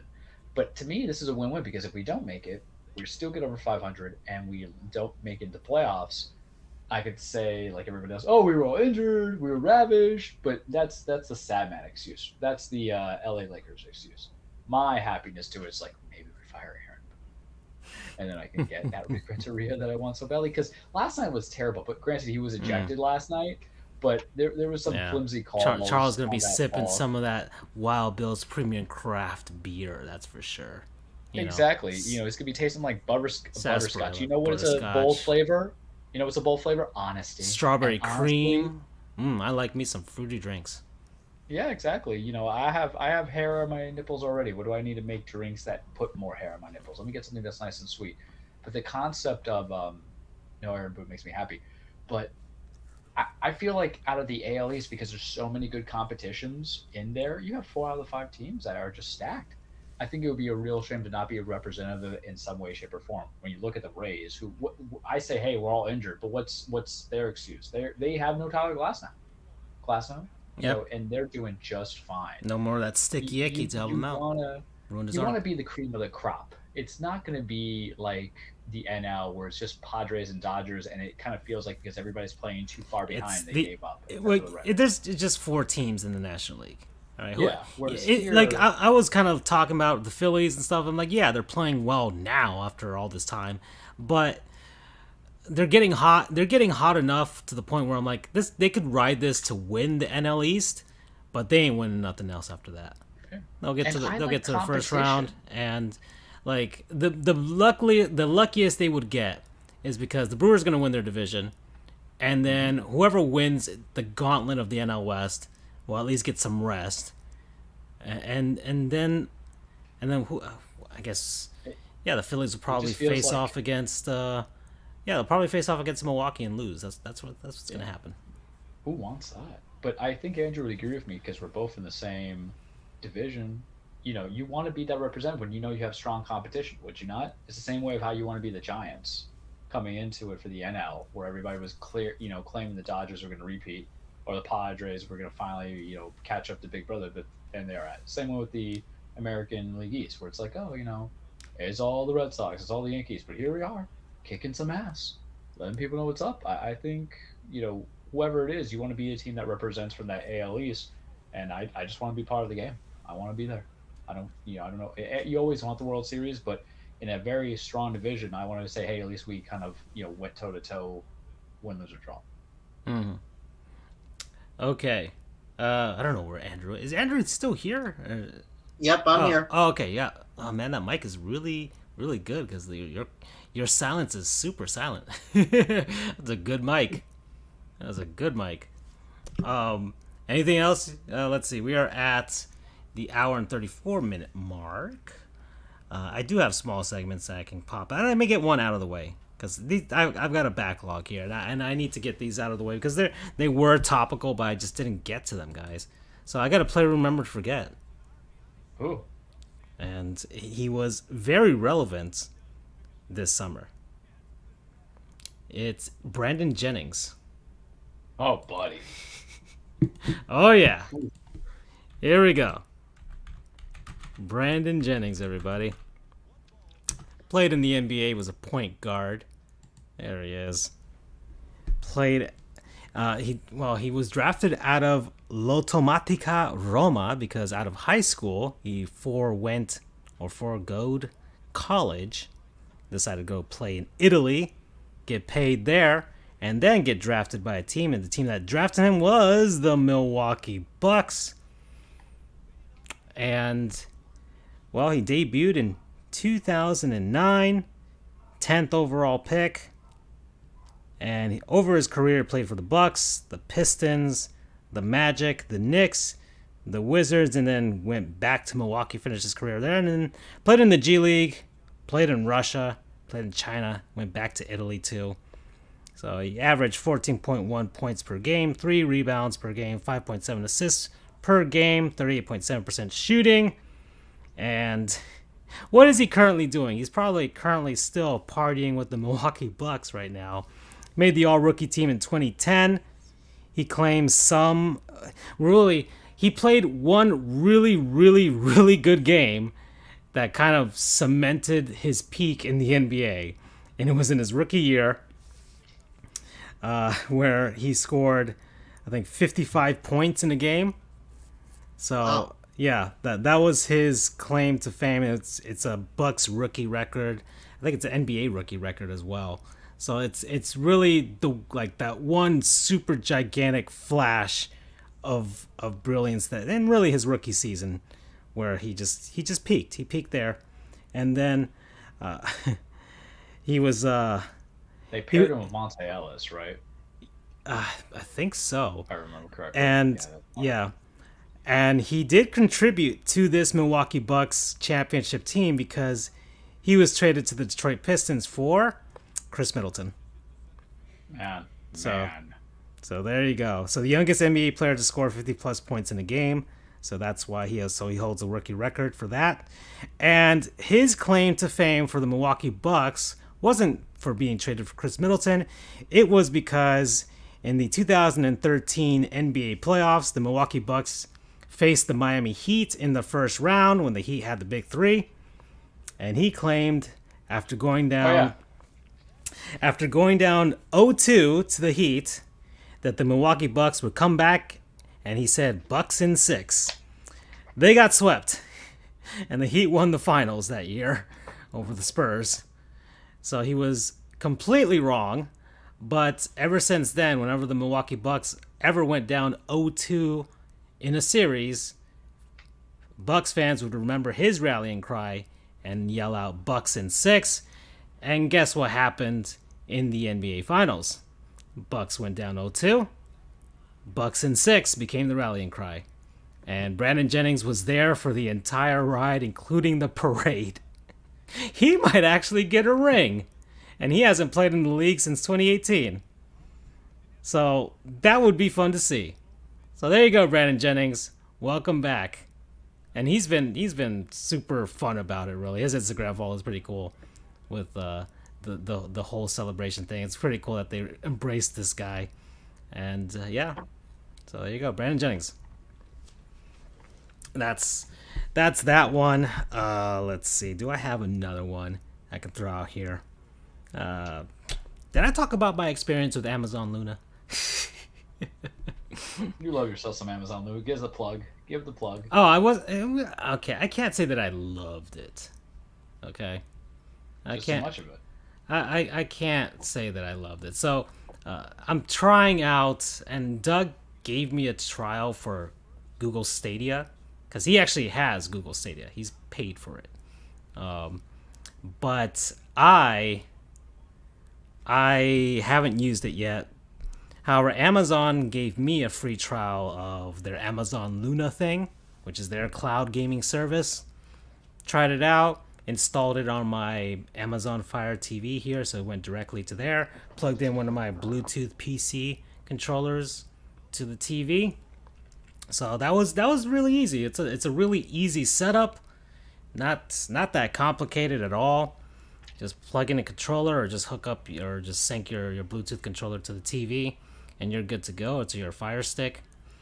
From there, the menu is pretty cool. They had a nice selection of games. If you've never played Sonic Mania, you can play it there. You know, they got a few racing games on there. I think they had Super Mega Baseball 3, which is it's a good baseball game, but of course they don't have a Major League license. And some Sega stuff. They had Panzer Dragoon on there, the remake. So I was playing that for a bit. I did complete one game during the trial. It was this game called Rhyme, which I reviewed on my my other podcast. So there's that. And The experience, I will say this: I had my Wi-Fi is literally the router is in my room. My TV is right here. They're only like 10 feet away from each other, and I had a lot of issues with the Wi-Fi connection. Like it was dropping. There were frames being skipped. There was lag all over the place. I did not like it, but I did have a wired connection that I did have hooked up to my Xbox 360, so I unplugged that, plugged it into the TV, and it was smooth as butter after that. So if you're gonna do any of this cloud gaming stuff, I would suggest that you hook up your connection to a wired Ethernet port. But having said that, I feel like that defeats the purpose of the whole cloud gaming thing. I guess in the living room, it's pretty cool to have it that way. But if that's the case, then you probably already game on something already. You already have an Xbox or a PlayStation or Switch. Heck, you might even have a gaming PC. If you have a gaming PC, then there's no reason for you to have a cloud gaming service. So honestly, I cannot recommend Amazon Luna right now. I cannot. I don't think the selection of games it's not bad, but there's some variety there. They had 2 tennis games for some reason that were kind of identical to each other. They had several different racing games. They had a futuristic racing game which kind of reminded me of F-Zero, but it's not F-Zero, so it doesn't have that feel that I'm looking for. And yeah, they had Sonic Mania, but I already have Sonic Mania, so there's, I don't have a Charles tank top, a mustache tank top though, so I do need to get that. You should get one. I really should, and just I don't know. I wasn't in love with the experience, to be honest. I think there's plenty of other options. There's plenty of free options out there, everybody, for you to get your gaming on, for sure. I don't think it's worth paying. I forgot what they were charging. Like, I think it was like $8 or $10 a month for it. I don't think the variety is there. I think you're better off finding some used games, getting some deals on Steam or the PlayStation or Xbox or eShop, and going that route more. Or get Xbox Game Pass. I think that one's the best deal out of all of them, to be honest. So there you go. That's my review. So that's non-sports related, but there were some sports games in there. I did mention them, but aside from that, there was no Madden, there's no FIFA, it's not like I'm gonna play FIFA. No NHL, no. What's the other sports game that's out there? Oh yeah, no MLB The Show. None of that was there. No NBA 2K. So probably licensing rights. Yeah, I mean that's kind of the issue. If the companies that are doing these are not willing to put their games on the services, then you're never going to play them. So what's the whole point? Then you have to buy them anyways on your separate box. If you're a gamer, if you already have a console, there's no reason to do it, to be honest. There really isn't. I don't see the value in it at this point. If you have nothing, then maybe. But even then, I think you can find tons of free options that can help you out, or just grab an old console and play some of that stuff. You'll get more use out of it, and you don't have to worry about renewing things. And it's kind of one of those things that where you have it. I had it for a week, and I played it maybe 3 out of the 7 days, and that was it. And then I just, even though I knew the games were there, and there were some games there and there was a ton of games there that I don't own, I'm like, well, I could beat them and just get that experience for free, but none of the games enticed me so much that I would do that. So that's my review. Anybody else want to talk about anything else?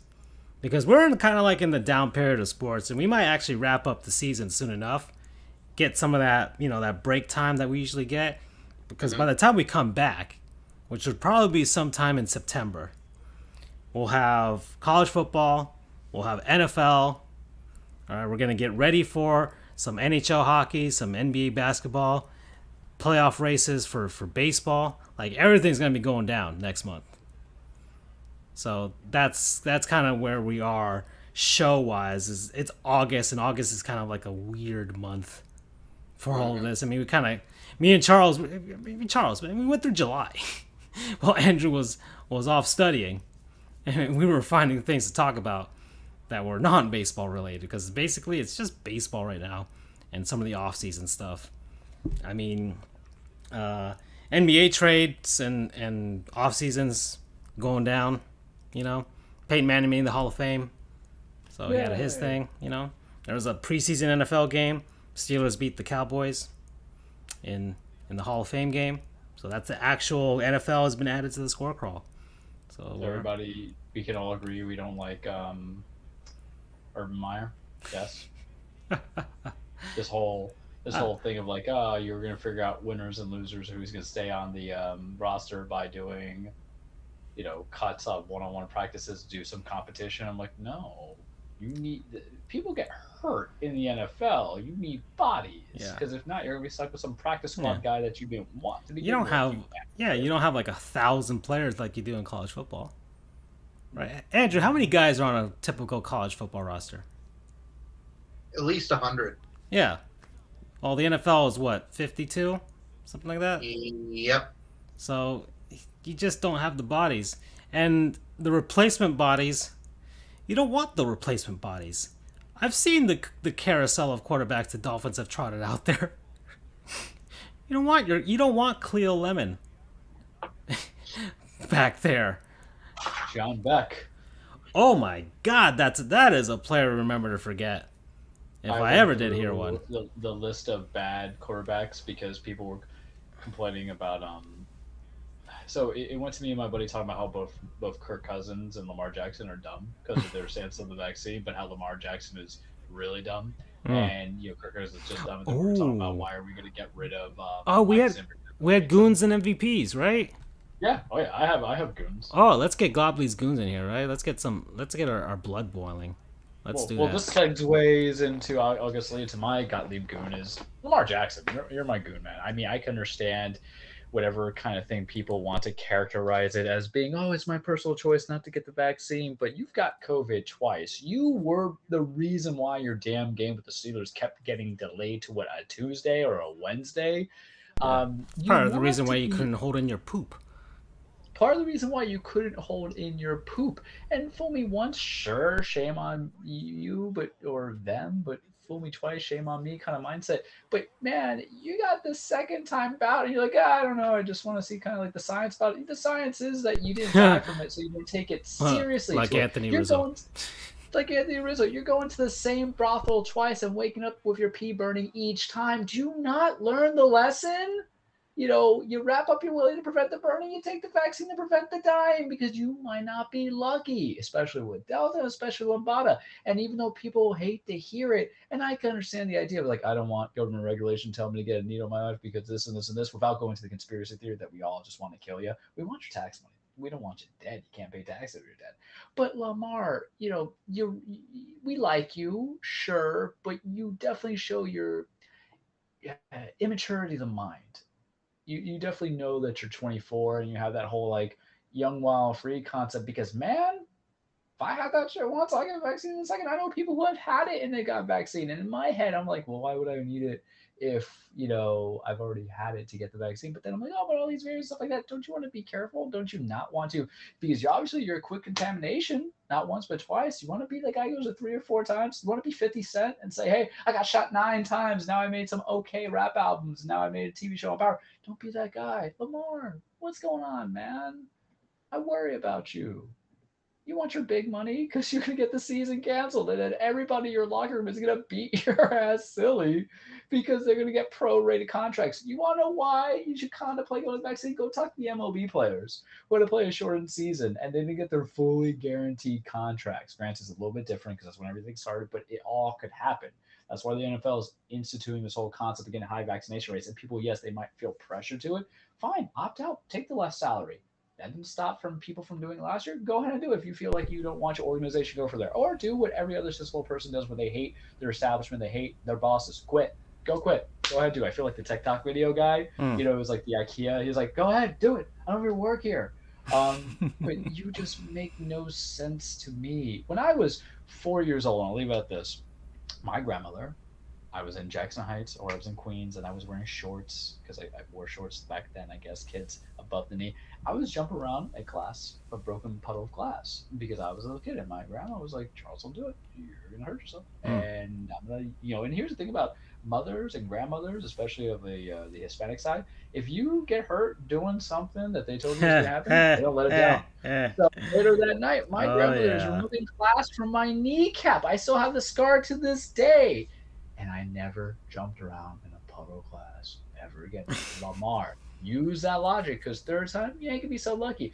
Third time, maybe you get sick. Third time, maybe John Harbaugh's gonna be like, I gotta go get a new quarterback because this guy's not here, and I gotta work with this guy over here.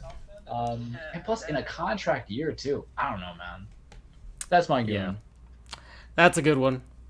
Andrew, you had a goon, right? Yep. Is it our mutual goon between me and you? Is it the same one you're thinking of? Or is it a different? You got a different one. If you're I have a presenting different one. Okay, then I'll present mine last then. All right. So my goon is Major League Baseball. Well, we've been here before. But not for previous reasons.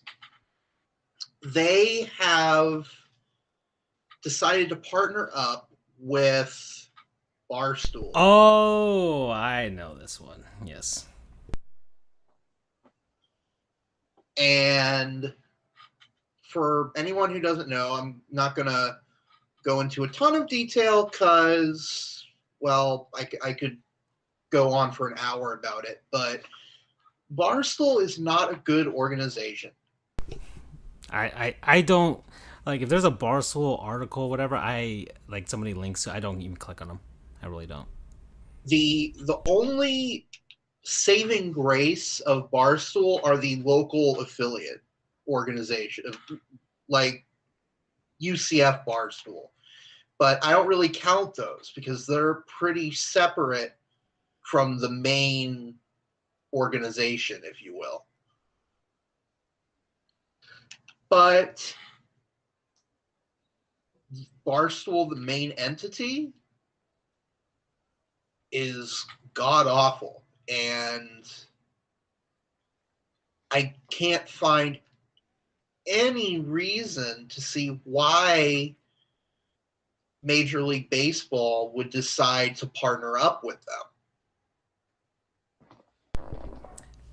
Baseball is trying to... Major League Baseball is desperate to keep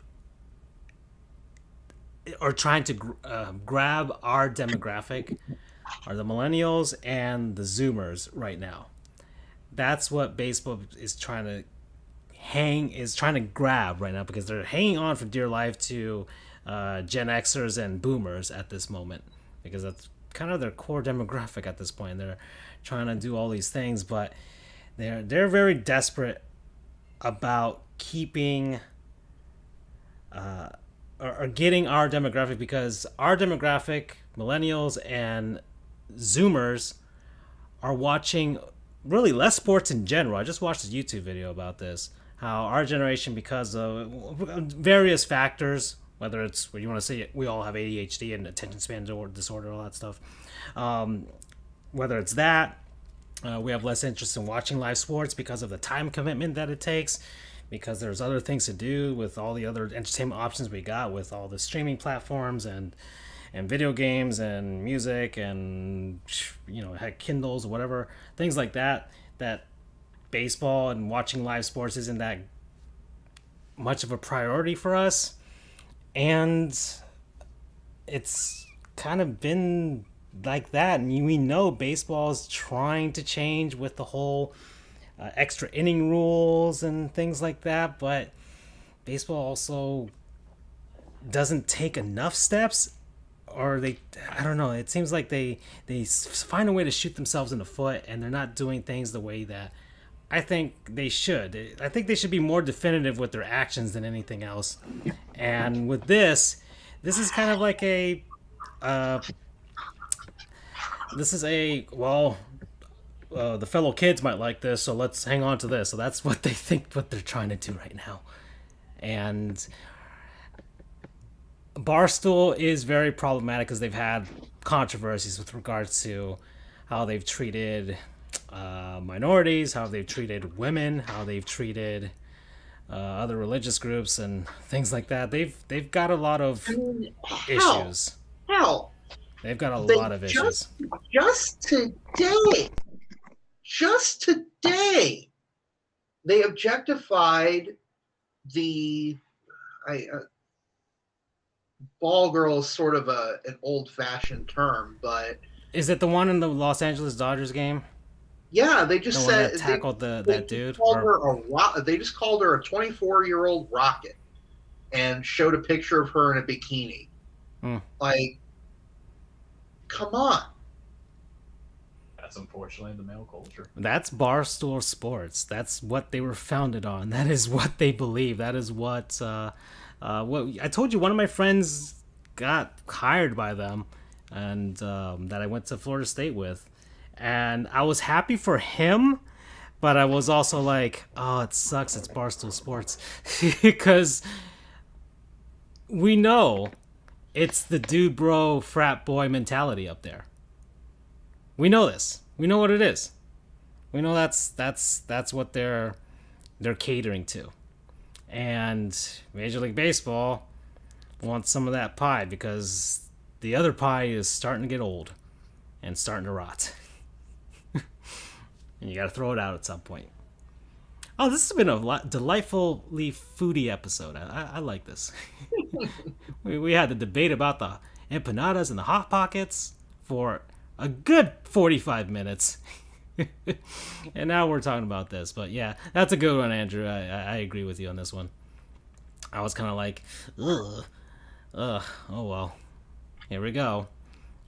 Basically, just put more stuff on YouTube. My God, it's that simple. Just put more stuff on YouTube. I'll watch. That's the main thing that I watch. All right. Put it on YouTube so I can watch that, and then I can watch an internet historian video at the same time. So have internet historian call a game. I'd love to watch that. Okay, so that's yours, Andrew. Mine is I guess it's the Colorado Rockies, right? Oh yeah. And it's Yeah. So the Colorado Rockies. There was a controversy that popped out, and this happened with my beloved Miami Marlins playing there. The tank is on, we know this.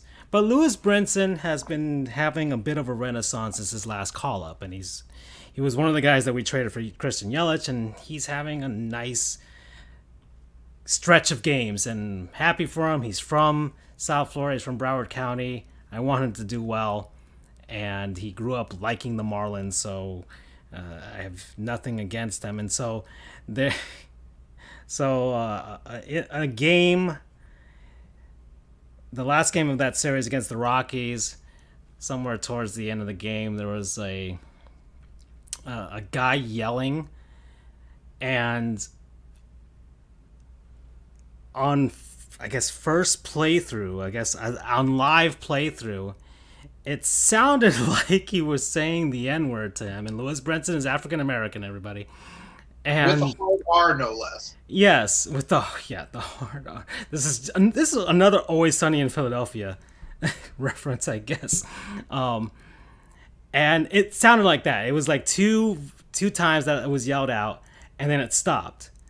And the Marlins broadcaster, who's not at Coors Field at the ballpark because baseball's protocols have the away announcers back at home calling games, he heard that, and I heard that, and countless other people heard that on initial playthrough or playback. So We heard that. yeah, we all heard it. We all heard it as that. So that happened, and then the game was ended, and nothing happened. The Colorado Rockies didn't make an announcement of it. They kind of showed their celebration of the win because they beat the Marlins that day, and no statement was released, no anything until, what was it, 3 hours, Andrew? 3 hours later? Something like that. Yeah, like 3 or 4 hours later into the night. Yeah, it was nighttime here on the East Coast by that point.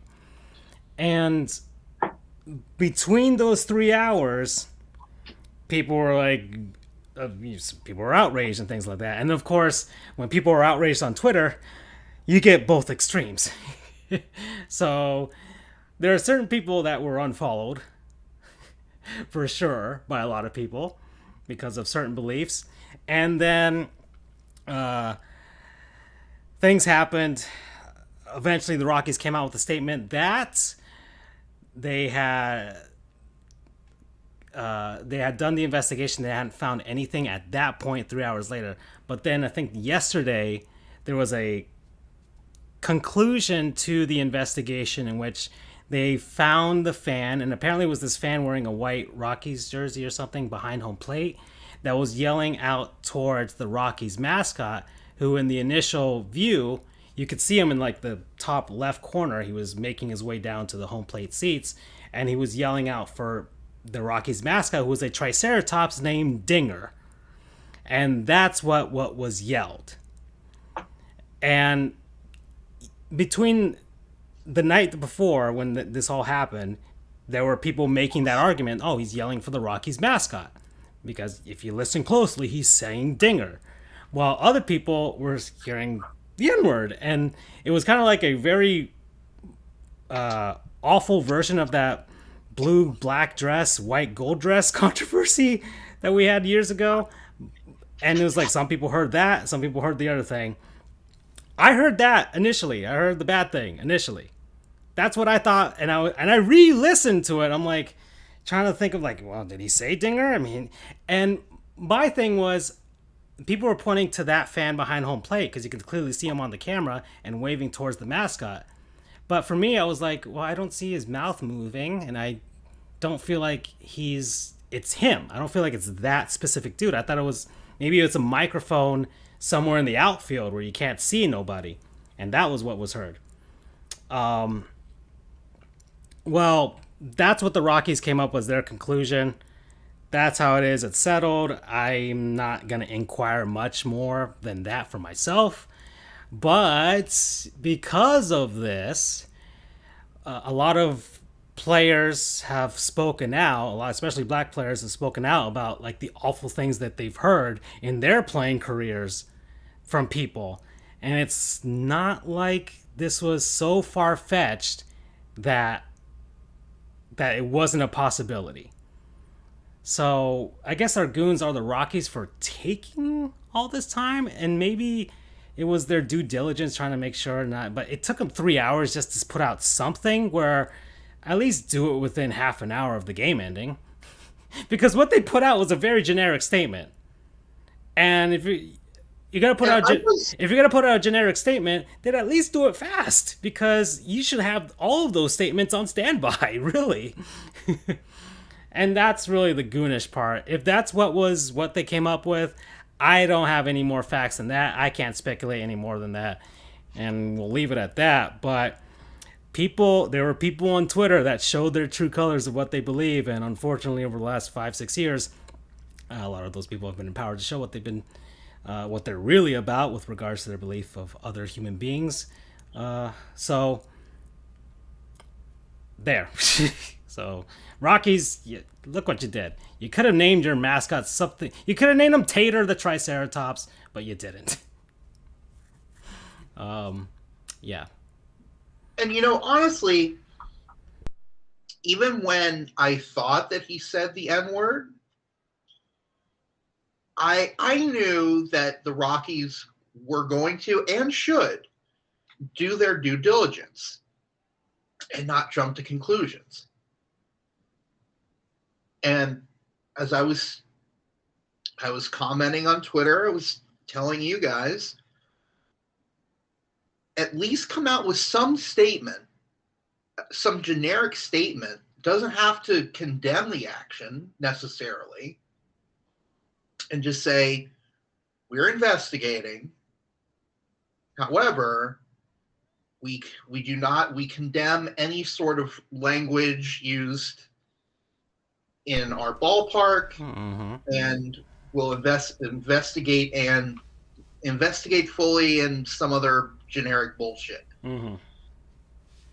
There's no need to be committal in saying that the guy said the N-word, but at least say something and not wait 3 hours.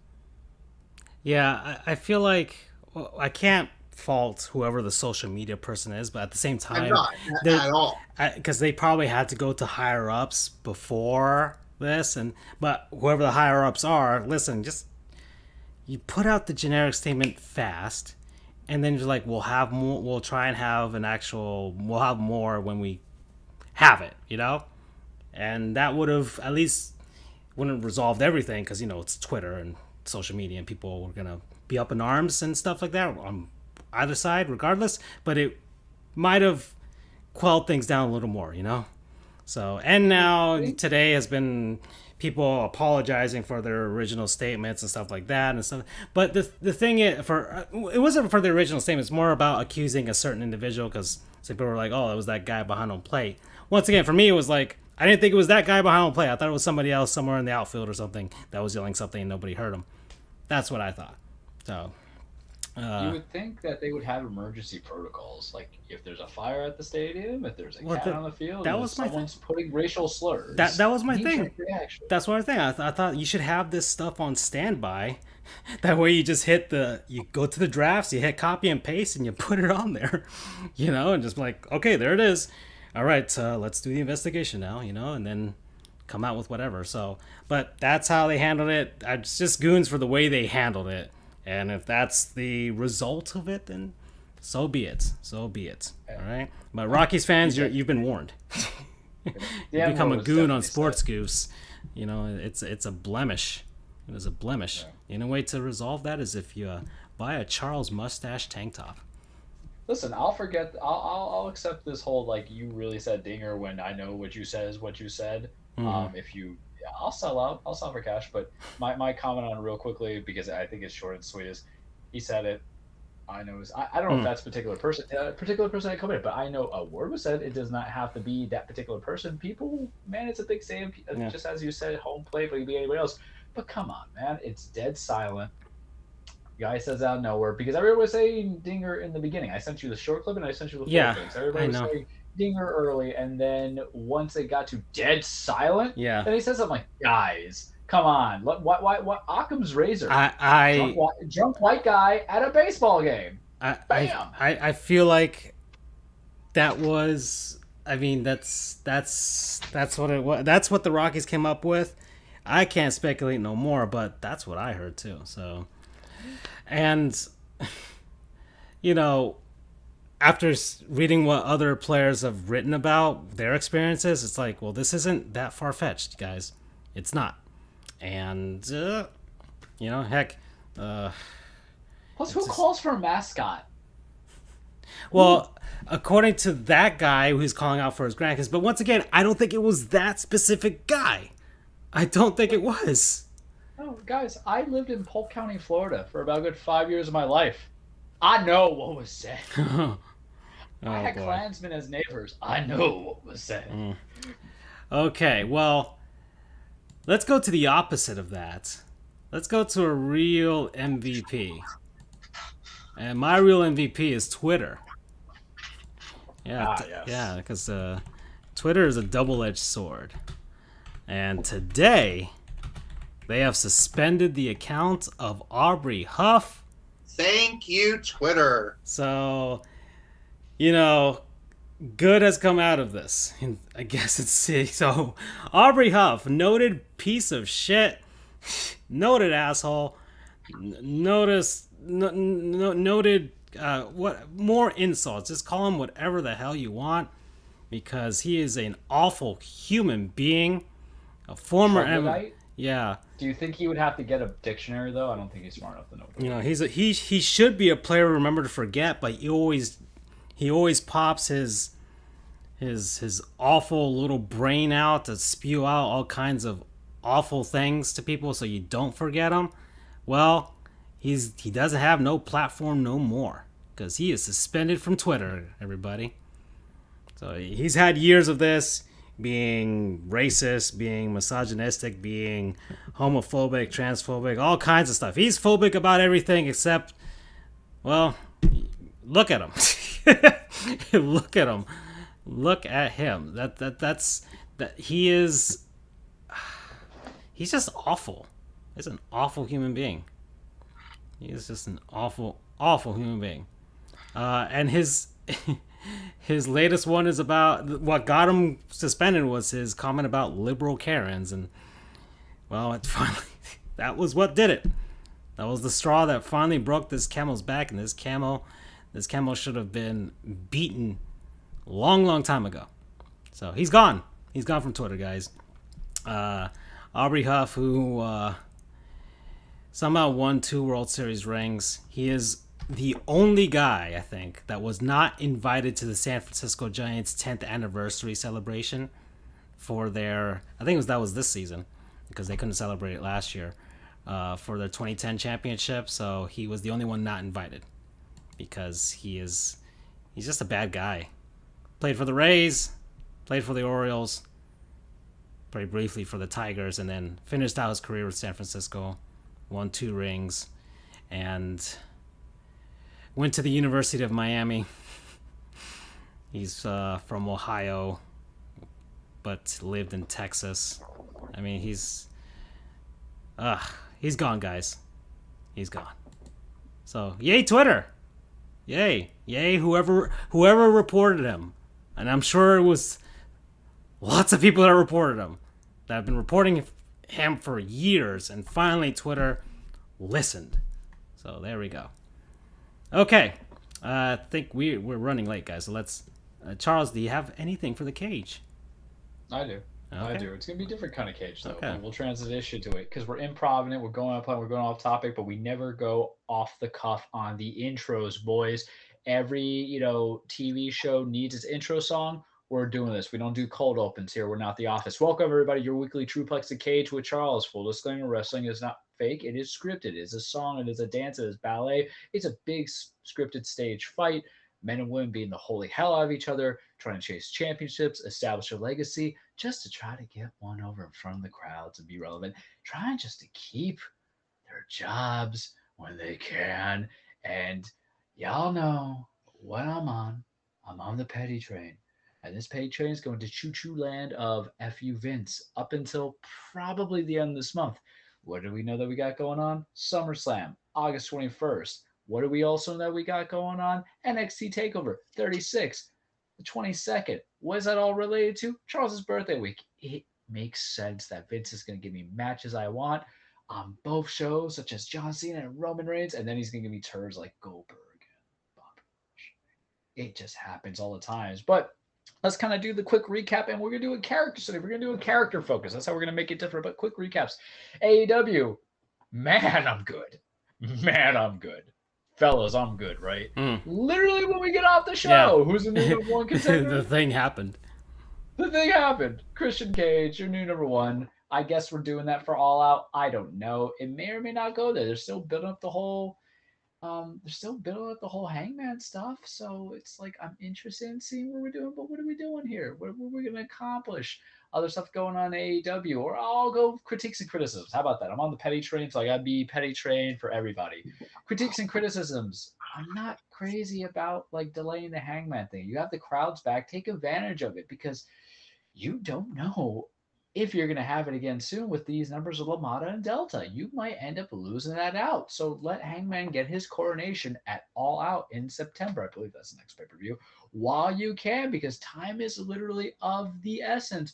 Also, thank you for signing up Everrise, also known as 2.0 now, because I thought they were funny in NXT. You got Rampage coming out this week, which is going to be your competition to SmackDown. I'm really interested to see what happens. But my critiques and criticisms on there is don't make it just a secondary show the way that you do it with Elevation and AEW Dark on your YouTube channel. Make sure to put it on there where there's actual legitimate storylines, which I'm sure you do, but how do you make it different?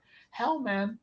Maybe that's what you put on, for Rampage, more focused on the women. You have a big roster. You're not using a lot of people. My biggest complaint about you, AEW Cody, follow us on Twitter because I haven't done my plug yet, so I got to do the plug now. Charles is True, Dan Frijoles, Sports Goofs, and where the hell Francisco's is. I changed it back. Squirrel Card, FJOJR. So there we go. We got it all back together now, guys. I did it We for you, brought the Charles. band. I did it Thank for We you. brought the band back together, and they say I never do anything for the team, but I always know our Twitter handle. And even our good buddy Dougie Souls, I forgot what Doug is. It's Doug Solar, but go watch his F1 stuff and all our other champions out there. But you've been using Dynamite as this vessel to have all this outside talent come in from Impact and New Japan and everything like that. Use Rampage to really hone in on your own guys, your own characters, everything. I mean, Joey Janela betrayed Sonny Kiss today. He's the bad boy. It's Bad Boy Summer. Emphasize that. Let people want to watch your show. And if you're going to be debuting new talent, because you have a whole bunch of them, utilize Rampage, cross it over into Dynamite. I'm sure you have a plan. But I have not been a big fan of this whole Forbidden Doors open since day one, right? Because what was my thing? You're not going to utilize the talent as it should be. Prove me wrong, please. So critiques and criticisms there. Other stuff, critiques and criticisms, Impact, because we talk about Impact. They're going to be doing number one contender going on for Kenny Omega for the Impact title. For the love of God, someone just take that title off of him. I don't think it does any credibility or clout to have your main championship in the arms of somebody else. I know you want to elevate Joshua Alexander. I like Joshua Alexander. He's the walking weapon. That's such a cool wrestling moniker and nickname. Would you gentlemen agree? I think it's brilliant. So I know you want to have him raise the X Division championship, but guess what? Let's just freaking give him the title. Let him be the one who takes Kenny, and he abdicates vacates the X Division title, and we go from there. Do it that way. WWE. I like how you talked about the walking weapon, and then the Mech Warrior ad came up, and the statement is be your own weapon of war. Well, sometimes it's kismet, kids. Mm. And so give me a kiss. We're going to talk about New Japan because I get some messages every now and then from my boy, Shingo Takagi. Not a lot going on. There's COVID. It's over in Japan. It's kind of bad. Koda's still, Koda, please get better. They have Hiroshi Tanahashi going to be challenging Lance Archer, who is an AEW wrestler who's the IWGP US champion. See how the whole Forbidden Door thing kind of comes in. It can get kind of confusing, but if anything to kind of get New Japan on the grand stage of the Americanized could work. I'm interested in seeing what happened there. Hiroshi has not held that title, but yet Archer kind of needs it because he obviously can't get anything out of AEW in regards to a main title, whether it be the TNT Championship or the AEW title. But New Japan, good luck. You have New Japan Strong, which is the American stateside.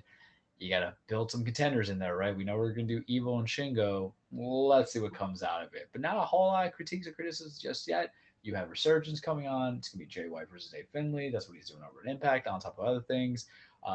Very interested in seeing what the end results would be because after Evil, who we're going to put next in line for Shingo? Maybe Minoru Suzuki? Are we going to get the king up in this? We're going to have a stable faction fight of Dangerous Trekkers or, Suzuki Gun, part of that, going against those Ingobernables de Japón. I'm very interested, aren't you? But critiques and criticisms, get healthy, get going. WWE. There were releases. Again, a lot of them in NXT. Biggest names being Bronson Reed, Bobby Fish, Mercedes Martinez, Jake Atlas. Poor Mercedes Martinez recovering from a concussion. Now she's there. I think she'll be fine. Hopefully getting signed by AEW. Bronson Reed was kind of surprised because you had him working some dark matches. He was on main event to go from there. The list is huge. But there's a philosophy change, allegedly. Now, when we're getting it from the Dirt Sheet boys, we don't know per se what is going to be, true or false. It's just all speculation. Here's the thing. It's not like journalism in the sense of like, let's just reveal everything, have it be true. If you're feeding this and doing this, someone means you're squealing at your boss and Vince is going to fire you, so good luck being unemployed. But the rumor, and I'm just going to cut it straight to critiques and criticisms, and this time it's going to be on the fan base because I'm so desensitized to the releases, it doesn't hurt anymore. It doesn't, man. It doesn't. It's like the doctor's checking my prostate. This is the fifth time. The butthole's already, expanded for him. It's okay, doc.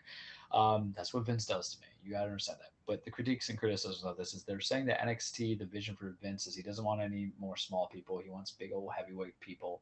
No one in their 30s, mid-30s getting the money because they want to develop people who can be the next future, the next 5, 10, 15 years to go from there in the long run. No more development. So they lost the Wednesday Night Wars with AEW. Vince has basically probably jumped over Triple H's whole opinions of things, and Vince is just picking who wants to release. And the critiques and criticisms, like, I get it, and I actually agree with Vince. Second week in a row, because I look at who's getting called up on NXT, and they're 35-year-olds, closer to 40, stuff like that. What's your viability? And yes, wrestlers can go longer in age, but it's a dangerous game because they might not be as athletic or strong. They might be subject to more injury. We don't know what's happening there. So I get the idea of putting back into the vision, but the critiques and the criticisms go to the fan base of the NXT people, including myself, where we have to realize and we don't want to acknowledge the fact that Vince needs a long-term plan if he's going to sell us off. He needs wrestlers that are going to learn all facets of wrestling.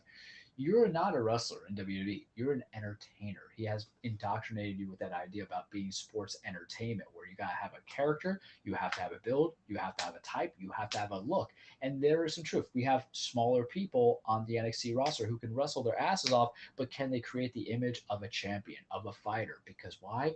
We're stereotyping ourselves of what that should be. Superman is not my height with my body type. Superman is Henry Cavill, plain and simple. If you imagine, handsome guy, beautiful. Henry Cavill, follow us on Twitter, please. We'll follow you. I haven't finished The Witcher yet, but we'll get to it. I just saw the Suicide Squad. Suicide Squad, what a good movie. Complaints that people have, I enjoyed it. Yeah, man. But Idris Elba. Idris Elba Knuckles the looks Echidna. like a champion. Yeah, exactly. Our Knuckles right there. But Idris Elba even looks like a champion. But if you put me and you say you're Superman, I'm not Superman. And the same thing kind of goes to look for a sports entertainer who's supposed to be a fighter, a brawler, intimidate. You might win matches, but the smaller guys have always been used for the underdog story. But not everybody can be Daniel Bryan. And the problem is the people that H has gotten, even though I've liked their talent and their technique and their pacing and their ability to tell a story in the ring with the matches, is that the Adam Coles, the Johnny Garganos, the Tommaso Ciampas, and I love them. They've been there for too long, so it hasn't allowed for new people to come and go say, well, that's an everybody decision. That's not on the wrestlers. I'm critiquing and criticizing the fans who now, because Twitter, where you can wear many faces and all of them are fake, are the ones who are now criticizing Ciampa and Gargano for all the stuff for the last couple of years. Like, what? They had a great feud. I loved their feud. It was good coming into it, even though the final match wasn't my big thing. But how quickly you people will turn because you're fickle on the fan bases, when really Gargano and Ciampa's feud in basically imbuing or inviting Black and Cole into it when Ciampa was hurt with his neck injury, actually forefronted and pushed NXT to actually the bigger relevancy to be able to get to the USA Network, when before it was on once a week to WWE Network. So how dare you fans do that? Critiques and criticism of NXT, if you're gonna do it, get it done. I'd rather you go to developmental. I'd rather you'll be a slice and dice kind of viewing that I would have. It wouldn't be religious. It wouldn't be every week. I'm not even watching it now because it's a blow off and I'm doing the show and all this other fun stuff. But it was also pre-taped, so I just looked at the spoilers and saved myself the time, right? And I'm sure there will be highlights coming into it, because if you look back where NXT was 3-4 years ago, it wasn't 2 hours. It was 1 hour on WWE Network, where like if there's 4 matches on the card with a promo in between, 2 matches, one was good and one was pretty entertaining, and it built up the takeover. If that's the way it's got to go, that's fine. We talk about going back to our old roots. That's going back to your roots, baby. Critiques and criticism, main roster, bleh, Goldberg, fine. I'll just take it. Gonna love me some Roman and John, man, but loving them promos. Bianca and Sasha, it's going to happen too. And I thought their match was a little bit too overrated from what the wrestling community was giving me, but I'll definitely enjoy a rematch at SummerSlam with hopefully Sasha retaining. But we talked about character study. Bum ass Baron Corbin has been my favorite character. I don't need the Fiend anymore when I have Baron Corbin, who came up from NXT to the main roster as like the that. Lone Wolf. That was really fun.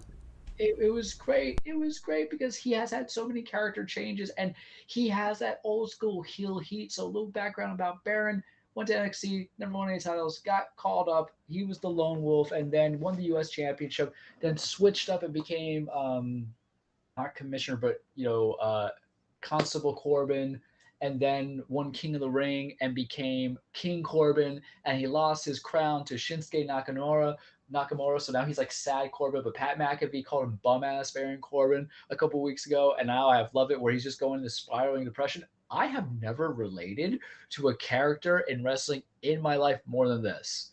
Wrestling is about character. Wrestling's a lot of things. I mentioned the soap opera stuff like that, but wrestling is also about empathetic and sympathetic connections.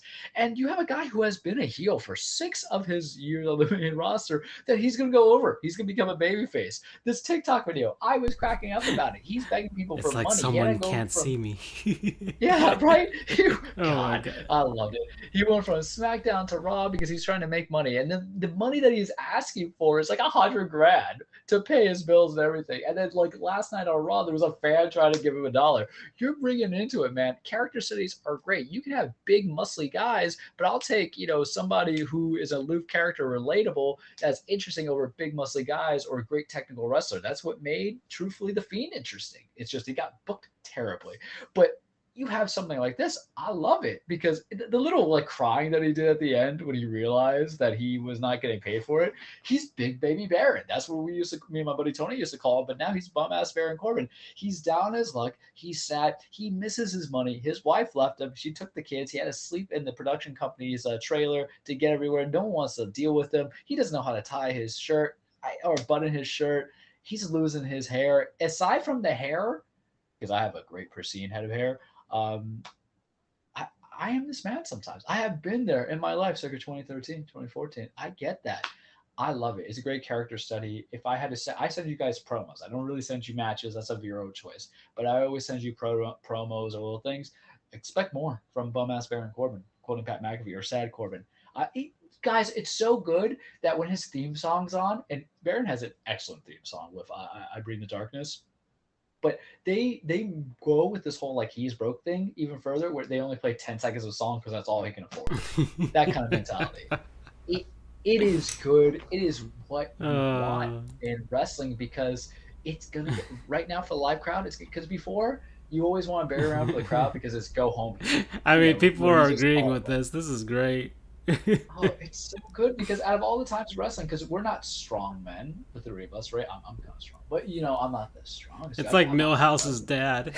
It is Millhouse's dad, because in our life we're gonna probably be more, because everybody can relate to having one bad day compared to being possessed by a super spooky supernatural thing that causes us to wear a mask and have dreads. I love The Fiend. I love Bray. But I'm just saying, like, sometimes the connectivity and connections to wrestling in of itself and what that means. You know what I mean? In other news, Elias is no longer going to be Elias while doing the singing guitar, but I might do a character study there. But Baron, I really hope this leads to him getting something. A title. I don't know. Stop being cowards. Come on, Vince. Put the strap on him. Whatever title it is, I don't care. You can make the 24/7 title matter to me if you put it on Baron, but give me everything. Because look at this sad man. Look at this sad man. They're doing a GoFundMe for him. What I really think they ought to do is have him say that his wife divorced him, and have him try to create like a Tinder or a Bumble profile, and just do like little fan segments. Would you swipe right on that, and then just have whatever sad things it is. I just love it. Bum ass Baron Corbin. That's my character today for the week for the cage, and that's all I got for you. Okay. Yeah, that's great. That's funny. I laughed a ton after that one. It's so great. I watched it twice. It's just it's sad, but it's like you said, it's so relatable. It is absolutely like bad when you just feel like nothing is going your way, nothing in your life is going right, and here he is, the character. So I'm interested in his story arc. I can't wait to see it go forward here in the cage for sure. Because you want to see him win now. Like you want to see it get back on top. Wouldn't you? That'd be a culmination. It'll be the greatest thing since Macho Man got Miss Elizabeth back. And I'm dating like 30 years ago. To get Daniel Bryan's victory at WrestleMania. Okay. Well, guys, I think that's it. We're hitting 2.5 hours. So I guess we'll see you guys next week. I think we'll have probably maybe we might wrap it up next episode for the season. All right, and then we'll wait for the other sports, and we'll see you back in September because stuff is going down, things like that. That'll be my SummerSlam prediction episode. I think we did the same thing with the season finale before WrestleMania. Yeah, so we're in sequence, man. Yeah, so one more episode next week, and then we'll gear up, rest up, and then gear up. Take care, everybody. Bye-bye. Peace. Take care.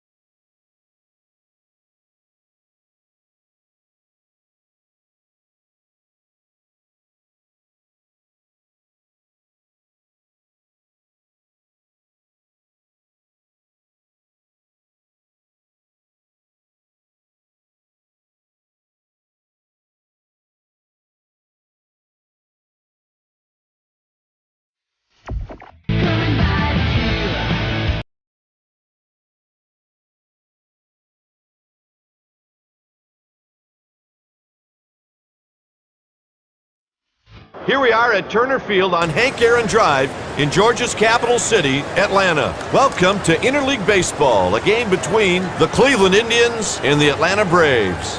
Hi again, everybody. I'm Dwayne Kuiper, joined by Mike Krukow for tonight's MVP baseball game.